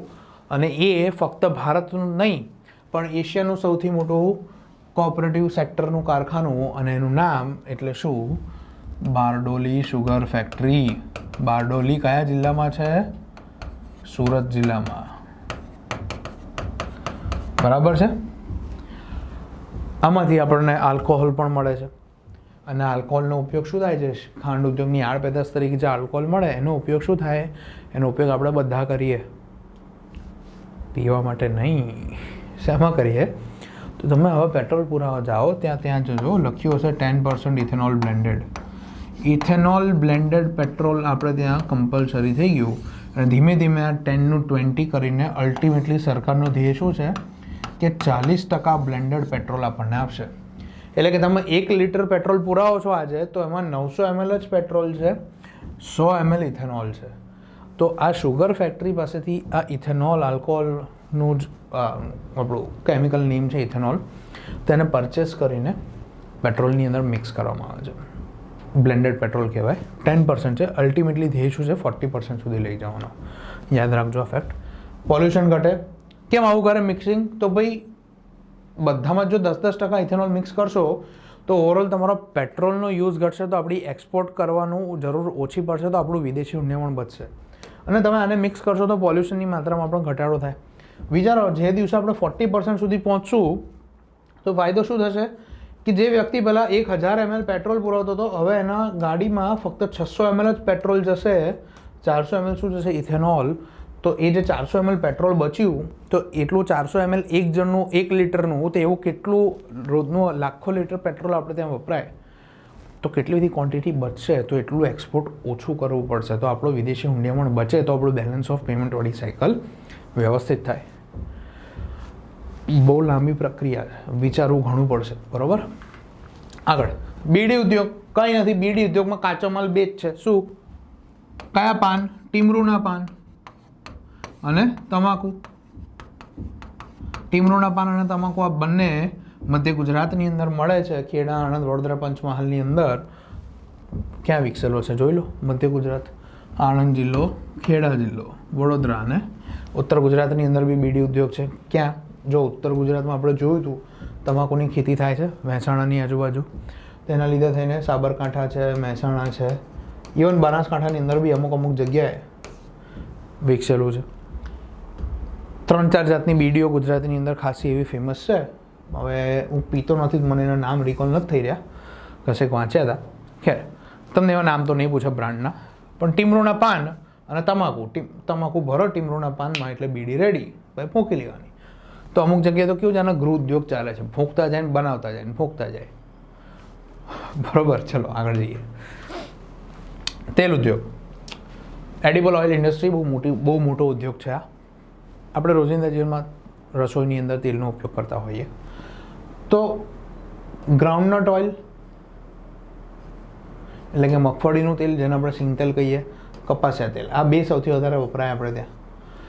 તમે જ લોજિક લગાવો, મગફળીનું અથવા તો સિંગતેલ ક્યાં વધારે હોય? જ્યાં મગફળીની ખેતી થાય. મગફળીની હાઈએસ્ટ ખેતી ક્યાં થાય? સૌરાષ્ટ્રમાં સાહેબ. તો ક્યાં વિકસ્યો આ ઉદ્યોગ? સૌરાષ્ટ્રમાં. જોઈ લો લોકેશન ફેક્ટર, હવે ખ્યાલ આવે છે. કપાસિયા તેલ મહેસાણાની અંદર, કડી યાદ કરો, વિરમગામ, મહેસાણા, કડી રિલેશન 50થી વધારે મિલ છે. વનસ્પતિ ઘીનું કેન્દ્ર કોણ છે? ભાવનગર, પોરબંદર અને અમદાવાદ. આ ફેક્ટ છે, આને તમારે યાદ રાખવી પડશે. પણ હવે તમે સમજ્યા છો આના કારણો, તો આ યાદ રાખવું સરળ બને. તમને લોજિક ખબર હશે તો યાદ તરત રહી જશે. ગોખવું પડશે ક્યારે? જ્યારે તમને કંઈ ખબર હોય. તમને ખબર જ નથી કેમ ભાવનગરમાં કે કેમ રાજકોટમાં કે કેમ જુનાગઢમાં આ ઉદ્યોગ વિકસ્યો, તો તમને આ ગોખવામાં તકલીફ પડે. તમને ખબર છે એટલે ઓટોમેટિકલી પરીક્ષામાં ઓપ્શન જોઈને યાદ આવી જાય કે ભાઈ મગફળી ઉદ્યોગ છે, અહીંયા મગફળી ક્યાં ઉગે છે? ત્યાં હશે સિંગતેલ. ખ્યાલ આવે છે? પછી એક આ નવો ઉદ્યોગ છે ફ્રૂટ પેકેજિંગ ઇન્ડસ્ટ્રી, ફોડના પેકિંગનો ઉદ્યોગ, જેની અંદર ગણદેવી જિલ્લો છે નવસારી જિલ્લાનો ગણદેવી જે બિલીમોરા છે એ ગણદેવી તાલુકામાં છે. તો ગણદેવીની અંદર અને જુનાગઢની અંદર મેઇનલી એ લોકો ફ્રૂટ જ્યુસ,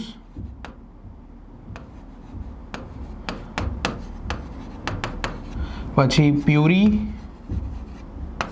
એ સિવાય એનો જે આર્ક હોય એ બધી વસ્તુઓનું ખાસું એવું પેકેજિંગ કરીને એક્સપોર્ટ કરે છે. કેરીનો રસ 12 મહિના અહીંયા મળે છે પેક કરેલો, અને એનો ટેસ્ટ તમે જુઓ તો એકચ્યુઅલ કેરીના રસ જેવો જ આખું વરસ જળવાઈ રહે છે. તો એવી ટેકનોલોજીસ વિકસી છે અને ફૂડ પ્રોસેસિંગ ઇન્ડસ્ટ્રી સારી એવી વિકસી છે.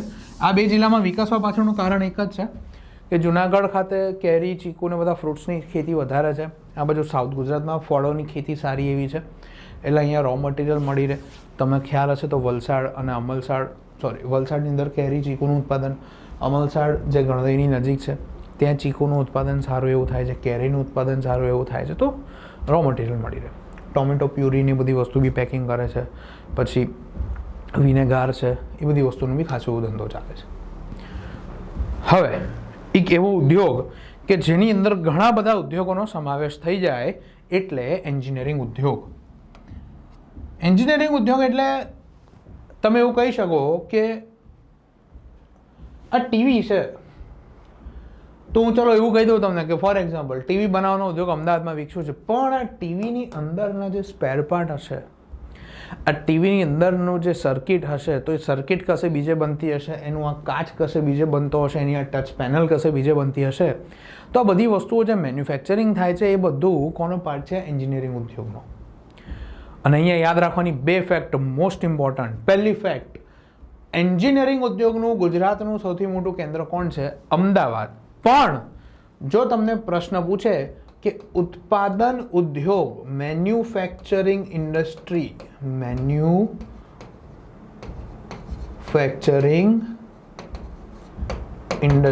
MFG જેને આપણે કહીએ, મેન્યુફેક્ચરિંગ ડેટ લખીએ છીએ તમારી વસ્તુ લો ને ત્યારે, તો ઉત્પાદન ઉદ્યોગનું કેન્દ્ર પૂછે તો તમારો જવાબ શું આવે? રાજકોટ. એન્જિનિયરિંગ ઉદ્યોગ પૂછે તો તમારો જવાબ શું આવે? અમદાવાદ. ખાસ યાદ રાખજો. આમાંથી બીજું કશું યાદ રાખો ના રાખો ડઝન્ટ મેટર, આ બે ફેક્ટ યાદ હોવી જ જોઈએ. ક્લિયર છે? હવે જો ઘણા બધા નાના નાના ઉદ્યોગ છે, બધા અગત્યના નથી, પણ ખાલી એક વખત નજર મારી જવાની. જેમ કે કાપડ ઉદ્યોગની મશીનરી અમદાવાદ અને સુરેન્દ્રનગરમાં બને, વોટર હીટર હોય તો સુરતમાં બને. જહાજ ભાંગવાનો ઉદ્યોગ સચાણા અને અલંગ. સચાણા આવ્યું ક્યાં? જામનગર. અલંગ આવ્યું ક્યાં? ભાવનગર. ઓકે.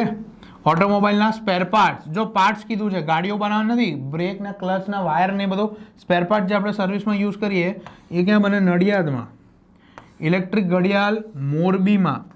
વિશિષ્ટ પ્રકારના લેથ મશીન આવે આઈટીઆઈની અંદર. ટેકનિકલ કોઈ લીધું હશે 8, 9, 10માં એમને ખબર હશે.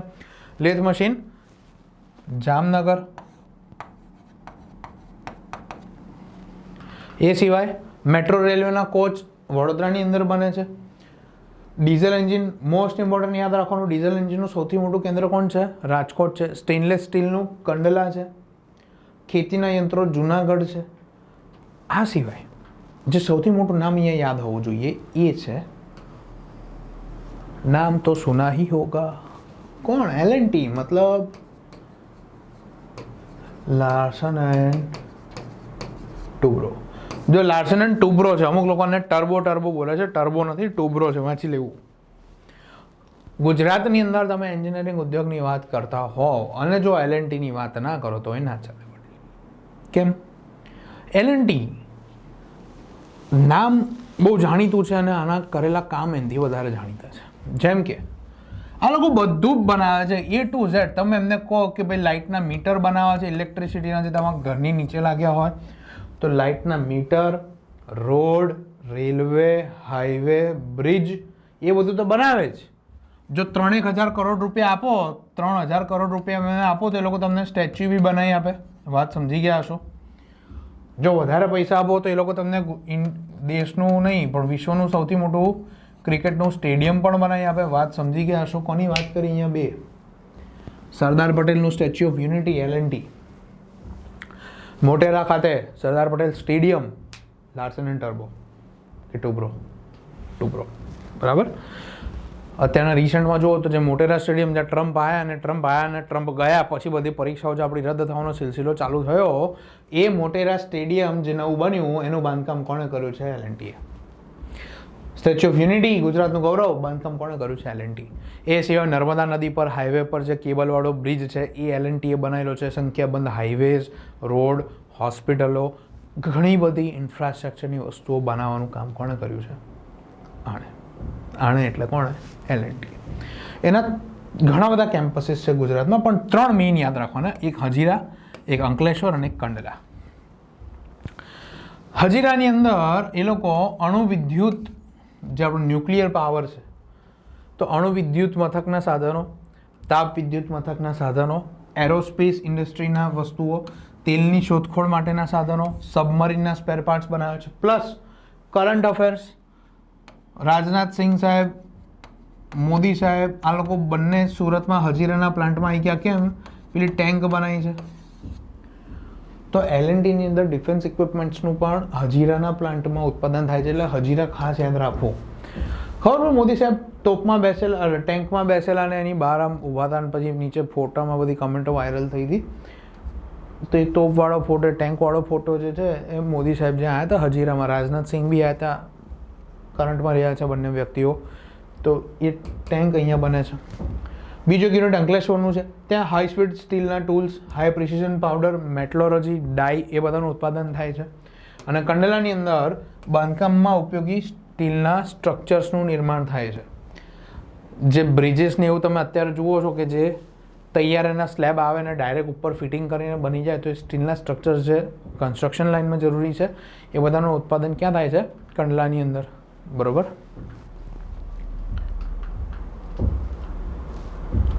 ઓકે. પછી આવે છે કોણ? રસાયણ ઉદ્યોગ. સૌથી મોટો ઉદ્યોગમાંનો એક ગુજરાતનો એટલે કેમિકલ ઇન્ડસ્ટ્રી. દેશના ટોટલ ઉત્પાદનના 51% આપણે કોન્ટ્રીબ્યુટ કરીએ છીએ. 78% મીઠું ભારતનું ગુજરાતમાં. ગુજરાત મીઠાના ઉત્પાદનમાં પહેલા નંબરે છે. હાઈએસ્ટ પ્રોડક્શન ગુજરાત કરે છે. કેમ? બટ ઓબ્વિયસ છે. તમને 1600 કિલોમીટરની કોસ્ટ લાઇન જો આપી છે તો તમે ઉત્પાદન તો કરવાના જ. સોડા એશ, કોસ્ટિક સોડા, જે બી આપણા સોડિયમ ક્લોરાઇડને લગતા સંયોજનોના ઉત્પાદન છે એની અંદર ગુજરાત આગળ પડતું છે. રીઝન શું છે? મીઠાનું ઉત્પાદન અને કોસ્ટ લાઇન. આની અંદર તમારે એક કંપનીનું નામ ખાસ યાદ રાખવાનું, ટાટા કેમિકલ્સ મીઠાપુર. મીઠાપુર ક્યાં આવ્યું? દેવભૂમિ દ્વારકાની અંદર. મીઠાપુરની અંદર આવેલું ટાટા કેમિકલ્સનું એકમ સૌથી મોટું છે.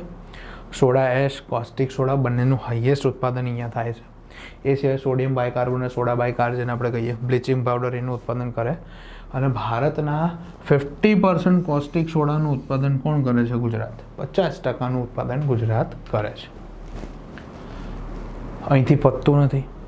કેમિકલ ઇન્ડસ્ટ્રીમાં તમે જુઓ તો આપણે ત્યાં વાપી ઇન્ડસ્ટ્રીયલ એરિયા, GIDC જેને આપણે કહીએ, અંકલેશ્વર ઇન્ડસ્ટ્રીયલ એરિયા, એ સિવાય અમદાવાદની અંદર વટવાની સાઈડ તમે જતા રહો.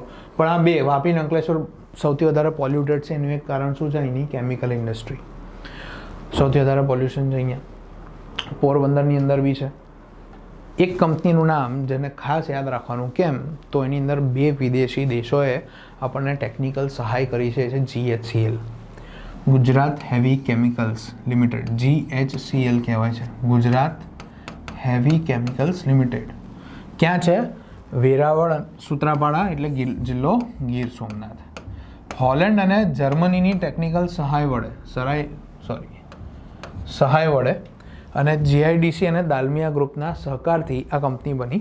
તો મેઇન તમને પૂછે કે ભાઈ નીચેના પૈકી કઈ કંપની હોલેન્ડ અને જર્મનીના ટેકનિકલ સહયોગથી બની છે?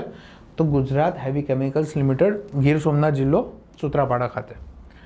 દેશના કુલ ઉત્પાદનના 98% સોડા એશનું ઉત્પાદન કોણ કરે છે? ગુજરાત.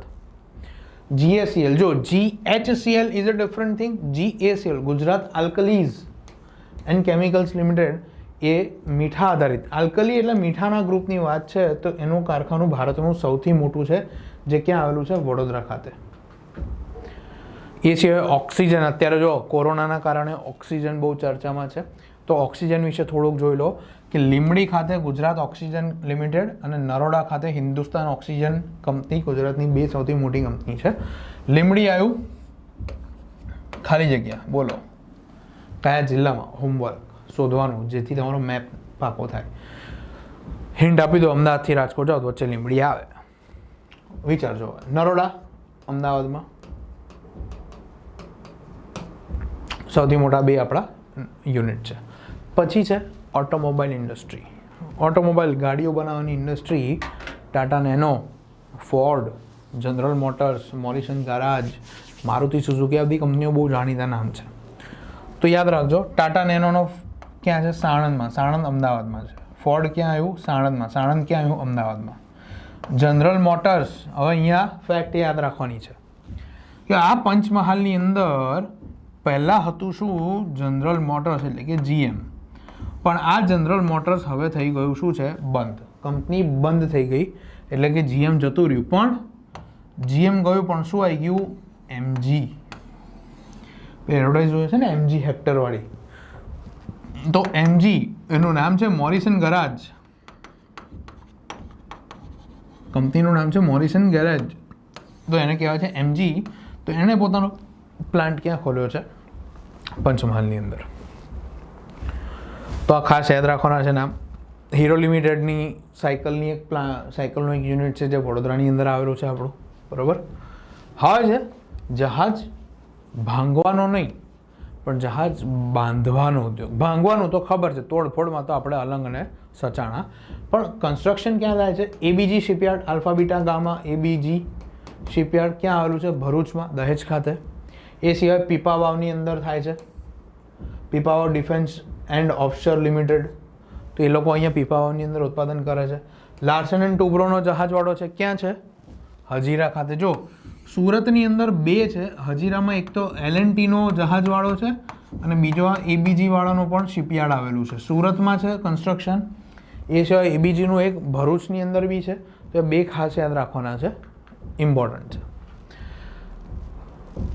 એ સિવાય દવા ઉદ્યોગ, કેમિકલની અંદર પાછા આવીએ તો એક વસ્તુ છે શું? દવા ઉદ્યોગ જે આપણો રહી ગયો, કે દવા ઉદ્યોગ અને અત્યારે વેક્સિન, COVID-19ની જે વેક્સિન્સ આપણી ચાલે છે, ઝાયકોવિડ સાંભળ્યું જશે નામ. ચીફ સાયન્ટિસ્ટ એક દિવસની મુલાકાતે આવ્યા હતા અહીંયા ઝાયકોવિડ, બરાબર. અને પછી શું થયું કોઈને ખબર ના પડી. તો ઝાયકોવિડ છે કે ઝાયડસ, મતલબ ઝાયડસની વાત છે અહીંયા. તો Zydus Cadila, Sun Pharma, Torrent Pharma, Sarabhai Pharma, pharmacy સેક્ટરનું સૌથી મોટું અત્યારે કોઈ હબ હોય આખા દેશનું તો એ છે ગુજરાત. કારણ શું છે? તો કેમિકલ ઇન્ડસ્ટ્રી અહીંયા વિકસી, તો કેમિકલોમાંથી તો શું બને છે? દવાઓ. તો ફાર્માસ્યુટિકલ ઇન્ડસ્ટ્રી બહુ મોટા પાયે વિકસી છે. ટોરેન્ટ, ઇન્ટાસ, ઝાયડસ, કેડિલા, સન, ક્લેરિસ, સારાભાઈ, અતુલ, બધા મોટા મોટા માથા છે ફાર્મસી ઇન્ડસ્ટ્રીના, જે ગુજરાતની અંદર છે. સાણંદની અંદર કેડિલા જેનરિક દવાનો પ્લાન્ટ છે અને યુએસની અંદર સૌથી વધારે દવાઓ મોકલવાનું કામ આ સાણંદનો પ્લાન્ટ કરે છે. કોનો? કેડિલાનો. યાદ રાખજો, આ ફેક્ટ ઇમ્પોર્ટન્ટ ફેક્ટ છે. કેમ? તો આપણે યુએસમાં હાઇડ્રોક્સી ક્લોરોક્વિન HCQN મોકલી હતી ટ્રમ્પ સાહેબ હતા સરકારમાં ત્યારે, બરાબર. એ સિવાય કેમિકલની અંદર જુઓ તો અતુલ વલસાડની અંદર છે, અતુલ રંગ રસાયણનું કારખાનું, તો એ ડાય બનાવે. એ સિવાય અતુલ ગામા એસિડ અને બોન એસિડ, બોન અને ગામા આ બે એસિડનું ઉત્પાદન કરે છે અને બહુ મોટા માત્રામાં એનું નિકાસ કરે છે. આ જ અતુલ રંગ રસાયણનું કારખાનું એની સલ્ફર બ્લેક ડાઈ દેશમાં સૌથી વધુ વપરાતી ડાઈ. આ ડાઈ એટલે કલરવાળી ડાઈ, કાપડ પર જે રંગ કરીએ આપણા કપડાં જે બ્લેક રંગના હોય એની પર જે ડાઈ વપરાય એની વાત છે. અતુલની સલ્ફર બ્લેક ડાઈ ઇન્ડિયામાં સૌથી વધારે વપરાય. આ જ અતુલ બોન અને ગામા એસિડનું એક્સપોર્ટ કરે છે. ક્યાં આવેલું છે અતુલનું કારખાનું? વલસાડમાં, પારડી પાસે. પારડી કઈ નદી યાદ કરો તો? પાર નદી યાદ આવે છે, બરોબર. એ સિવાય ડાયની નિકાસ ક્યાં કરીએ છીએ આપણે? US, Japan, Italy, Germany, Netherland અને સ્વિટ્ઝરલેન્ડ જેવા વિકસિત દેશોની અંદર આપણે આ ડાયનું એક્સપોર્ટ પણ કરીએ છીએ. ક્લિયર? જઈએ આગળ. પેટ્રોકેમિકલ ઇન્ડસ્ટ્રી, ગરમ કાપડ યાદ કરો. વડોદરા કઈ રિફાઇનરી? કોયલી રિફાઇનરી. સૌથી પહેલી રિફાઇનરી ક્યાં હતી? અહીંયા હતી. કોયલી રિફાઇનરી અને જીએસએફસી આ બંનેની સ્થાપના જોડે થઈ હતી. અને ભારતનું સૌપ્રથમ પેટ્રોકેમિકલ સંકુલ કે રિફાઇનરી જેને કહી શકો આખો કેમ્પસ કે જ્યાં બધું એક સાથે થતું હોય તે કોની હતી? આઈપીસીએલની, ઇન્ડિયન પેટ્રોકેમિકલ્સ લિમિટેડ, વડોદરાની અંદર 1969ની અંદર. ખનિજ તેલની રિફાઇનરીમાંથી આડ પેદાશો મળે એના ઉદ્યોગો માટે આ કાચો માલ પૂરો પાડે. આપણે જોયું કે કેમ વડોદરાની આસપાસ તમે જુઓ તો સન ફાર્માનું બહુ મોટું યુનિટ છે.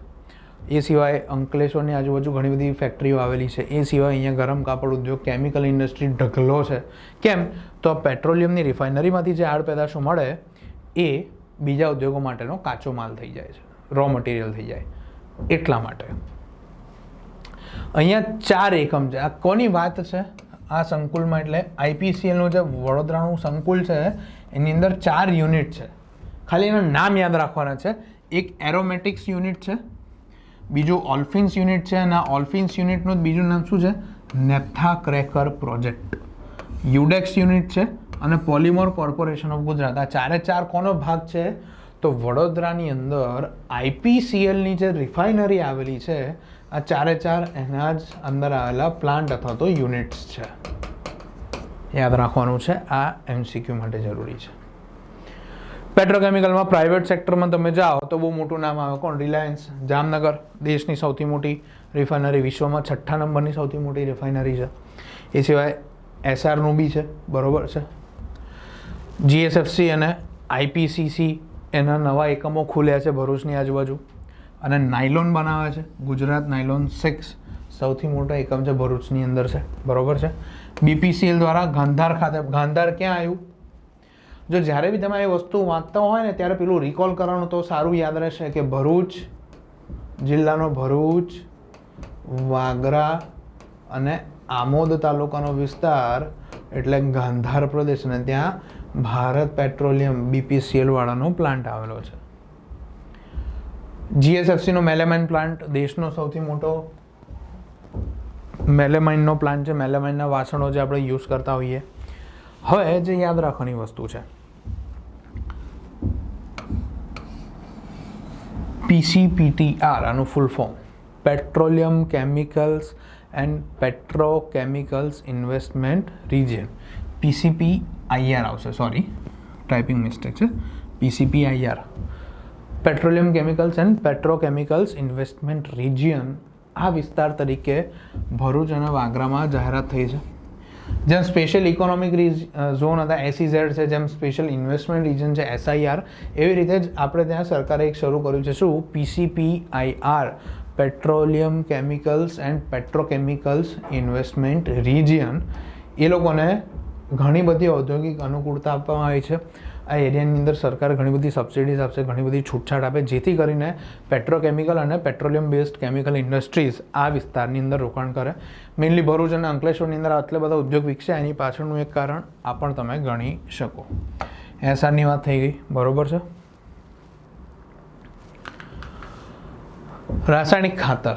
હવે અહીંયા આવી કેમિકલ ફર્ટિલાઇઝર્સમાં આપણે ત્યાં 4 નામ યાદ રાખવાના: GNFC, GSFC, ક્રિપ્કો અને ઇફકો. મોસ્ટ ઇમ્પોર્ટન્ટ તમારા માટે કામ એ છે કે આ 4 ફૂલ ફોર્મ વિડીયો પોઝ કરીને લખો અને જુઓ કે તમે સાચા છો ખોટા.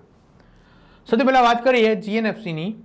તો GNFC નો ફૂલ ફોર્મ છે ગુજરાત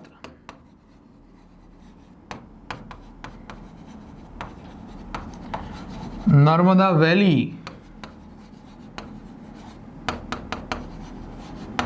ફર્ટિલાઇઝર્સ એન્ડ, જો ફર્ટિલાઇઝર્સ કોર્પોરેશન લખ્યું ખોટું, ફર્ટિલાઇઝર કંપની જે બી લખ્યું બધું ખોટું. નવું નામ છે, નવું નામ એટલે ઘરનું નથી બનાવું, એક નામ ચેન્જ છે. Gujarat Narmada valley fertilisers and chemicals limited and chemicals, આનું ફૂલ ફોર્મ એ છે. GSFC એનું ફૂલ ફોર્મ શું છે? તો ગુજરાત સ્ટેટ ફર્ટિલાઇઝર્સ કંપની, ના એનું પણ આવું જ લિમિટેડ. ક્રિપ્કો લખેલું જ છે. Krishak Bharati cooperative limited. અને ઇફકો તો ઇન્ડિયન ફાર્મર્સ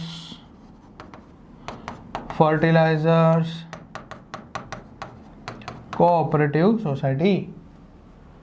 આ 4 ફૂલ ફોર્મ પહેલાં તો યાદ રાખવાના. હવે એમની વાત કરો તો GNFC ક્યાં આવેલું છે?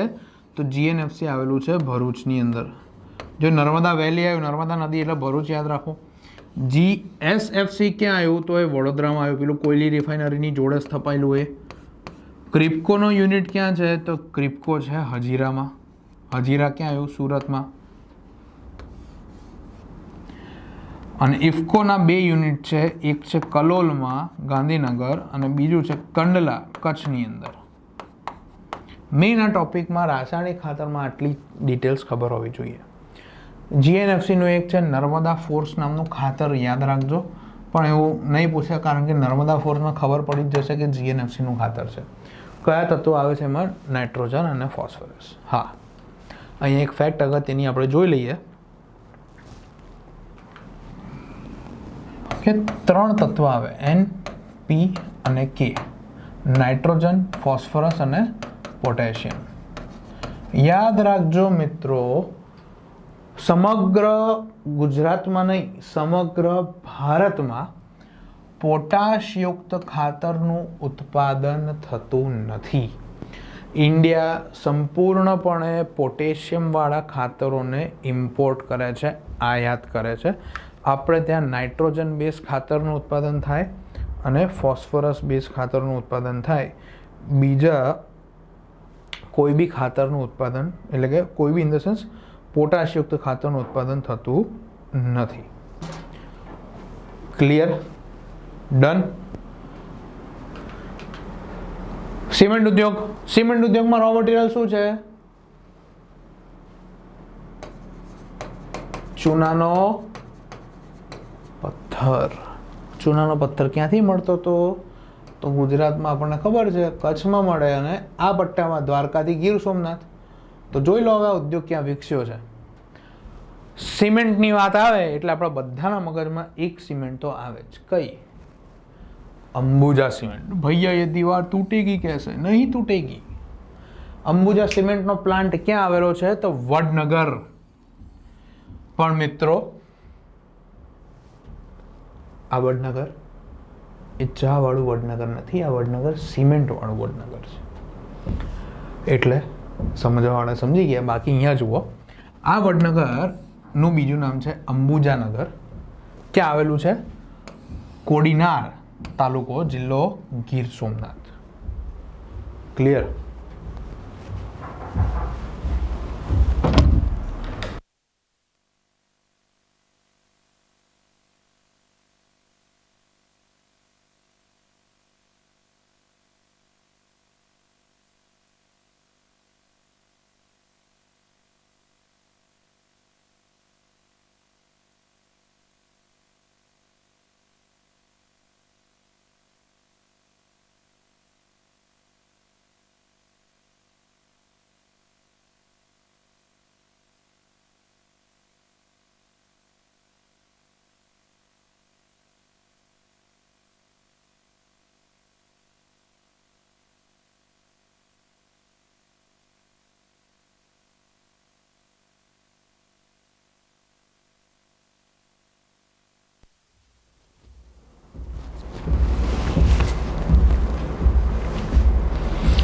બરાબર.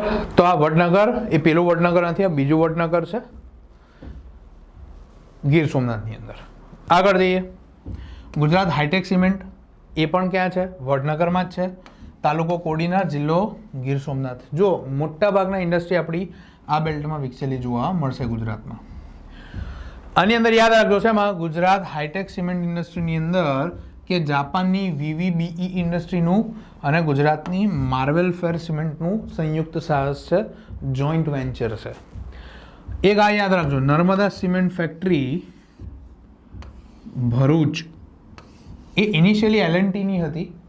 હવે એક લેટેસ્ટ ડેવલપમેન્ટ છે કે લાર્સન એન્ડ ટુબ્રોનું જ હતું નર્મદા સિમેન્ટ.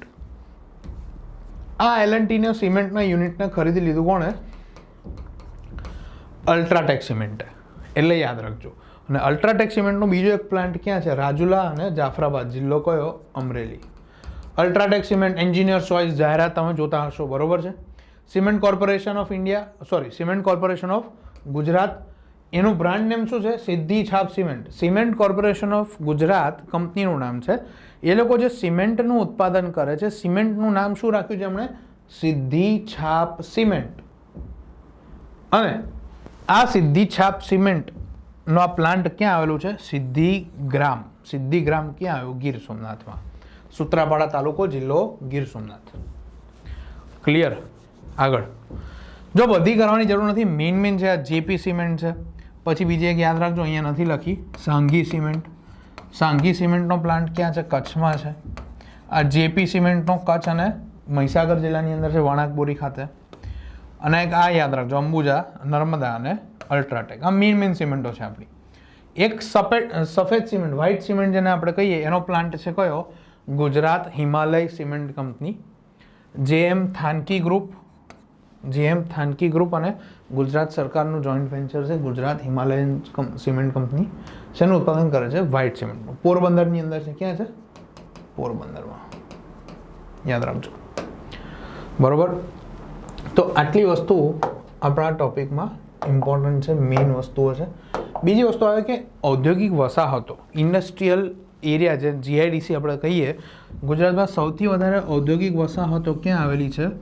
ભરૂચ જિલ્લાની અંદર હાઈએસ્ટ ઇન્ડસ્ટ્રીયલ એરિયા આપણે આવેલા છે. અને હવે નાના નાના ઉદ્યોગ છે, એકદમ ચિંટુ પિંટુ ઉદ્યોગ જેને આપણે કહીએ, એમાં તમને લોકેશન ફેક્ટર બહુ ઇઝીલી યાદ રહી જશે. સિરામિક ઉદ્યોગ, ટાઇલ્સ બનાવવાનો ઉદ્યોગ, એમાં આપણને શું જોઈએ? તો મેઇન તો માટીને બધું જોઈએ. તો યાદ કરો, ચિનાઈ માટી, અગ્નિજીત માટી, બધી માટીઓ સુરેન્દ્રનગરમાં વધારે મળતી હતી કે નહીં? તો સિરામિક ઉદ્યોગનું સૌથી મોટું કેન્દ્ર કોણ છે? મોરબી. અને આજથી 100 વર્ષ પહેલાં મોરબીની અંદર પરશુરામ પોટરીઝની કારખાનાની સ્થાપના થઈ અને સ્થપાયું. પછી આ ઉદ્યોગ બહુ સારો વિકસ્યો. એટલે યાદ રાખવાનું, મોરબી અને પરશુરામ પોટરી, સિરામિક ઉદ્યોગ. મોરબીની અંદર બીજો કયો ઉદ્યોગ વિકસેલો છે? તો ઘડિયાળનો ઉદ્યોગ મોરબીની અંદર વિકસ્યો છે. ઘડિયાળ એટલે કે આપણી વોલ ક્લોક્સ હોય કે રિસ્ટ વોચ હોય, એ બધો ઉદ્યોગ, ઘડિયાળો સૌથી વધારે અહીંયા બને છે.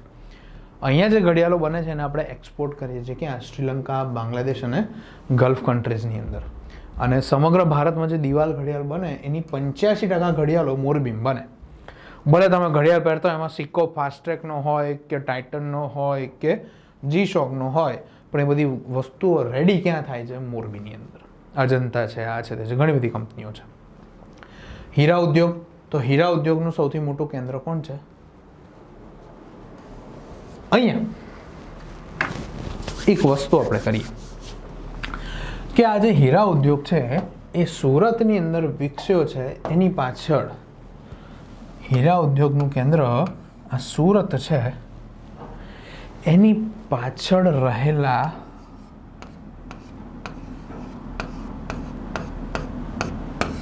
કારણો કયા?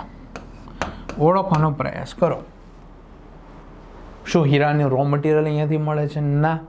રો મટીરિયલ ક્યાં મળે છે? આફ્રિકામાંથી, બેલ્જિયમમાંથી. તો શા માટે હીરા ઉદ્યોગ અહીંયા વિકસ્યો? વિચારજો. ચલો એક બે હિન્ટ આપી દઉં. અહીંયા શ્રમની અવેલેબિલિટી છે, અહીંયા મૂડીપતિઓ છે, અહીંયા બજાર છે. આવા બધા કોઈ કારણો અહીંયા આવશે. વિચારજો અને મને જણાવજો, બરોબર છે. સુરત સિવાય અમદાવાદ અને ભાવનગરની અંદર પણ આપણો હીરા ઉદ્યોગ સારો એવો વિકસેલો જોવા મળે છે. હવે લાસ્ટ લેક્ચરમાં આપણે જ્યારે કપાસની વાત કરી હતી ત્યારે મેં તમને કીધેલું કે જાતે શોધજો કે એક ગાંસડી કપાસ કાપડ ઉદ્યોગ હતો, એના પરથી યાદ આવ્યું મને કે આ પ્રશ્ન તમને આપ્યો હતો કે એક ગાંસડી કપાસ એટલે કેટલા કિલો કપાસ? 170 કિલોગ્રામ. પ્રશ્ન STIની પરીક્ષામાં પૂછાયેલો છે. એક ગાંસડી કપાસ એટલે કેટલું? તો 170 કિલો કપાસ થાય. યાદ રાખજો આ વસ્તુ, બરોબર છે. બીજી વસ્તુ કે ગુજરાતના ભૂગોળના ભાગરૂપે જે મેઇન ટોપિક્સ હતા એ અહીંયા આપણા બધા કમ્પ્લીટ થઈ ગયા છે. ખનિજો, ઉદ્યોગો, ખેતી, જમીનો, જંગલો, વન્યજીવન, ભૂપૃષ્ઠ, નદીઓ, બધી વસ્તુને આપણે પૂરતો ન્યાય આપવાનો પ્રયત્ન કર્યો. અહીંયા આપણા 2 ટોપિક બાકી છે જે અહીંયા આપણે નથી ભણવાના. અહીંયા એટલે કે ગુજરાતના ટોપિકમાં એક છે માનવ સંસાધન અને બીજું છે પરિવહન. આ બંને ટોપિક્સ આપણે ઇન્ડિયાની જોડે પેરેલલમાં ભણવાના છે. તો ભારતનું જ્યારે માનવ સંસાધન જોઈશું, કારણ કે વસ્તી ગીચતા એ બધાના ખ્યાલ ઇન્ડિયા અને ગુજરાત માટે સેમ હશે, તો ત્યારે બંનેને એનાલિટિકલી આપણે જોઈશું જે મીન્સના આસ્પેક્ટથી બહુ કામ આવશે, બરાબર. અને પરિવહનની અંદર પણ ખાલી ગુજરાતના બંદર જોઈને અર્થ નથી, બધા બંદરો જોડે જોઈશું તો વધારે સારું પડશે. ઠીક છે, તો આ 2 ટોપિક આપણે ત્યારે જોઈશું. તો અહીંયા આપણો ગુજરાત જ્યોગ્રાફી પૂરું થાય છે. એક ઇન્ડસ્ટ્રી બાકી છે જેનો લેક્ચર આના પછી તમને એપમાં જોવા મળશે, એ છે ડેરી ઉદ્યોગ. કારણ કે આ લેક્ચર ઘણો લાંબો થઈ રહ્યો છે એટલે હું ડેરી ઉદ્યોગ આના પછીના લેક્ચરમાં તમને કરાવી દઈશ, પણ આટલી વસ્તુ ખાસ ધ્યાનમાં રાખવી, બરોબર છે. તો આજનું લેક્ચર અહીં સુધી રાખીએ છીએ. નેક્સ્ટ લેક્ચરમાં ડેરી ઉદ્યોગની સાથે સાથે ગુજરાતનું આપણું પૂર્ણ વિરામ આવશે અને ભારતની ભૂગોળ શરૂ થશે. Thank you so much.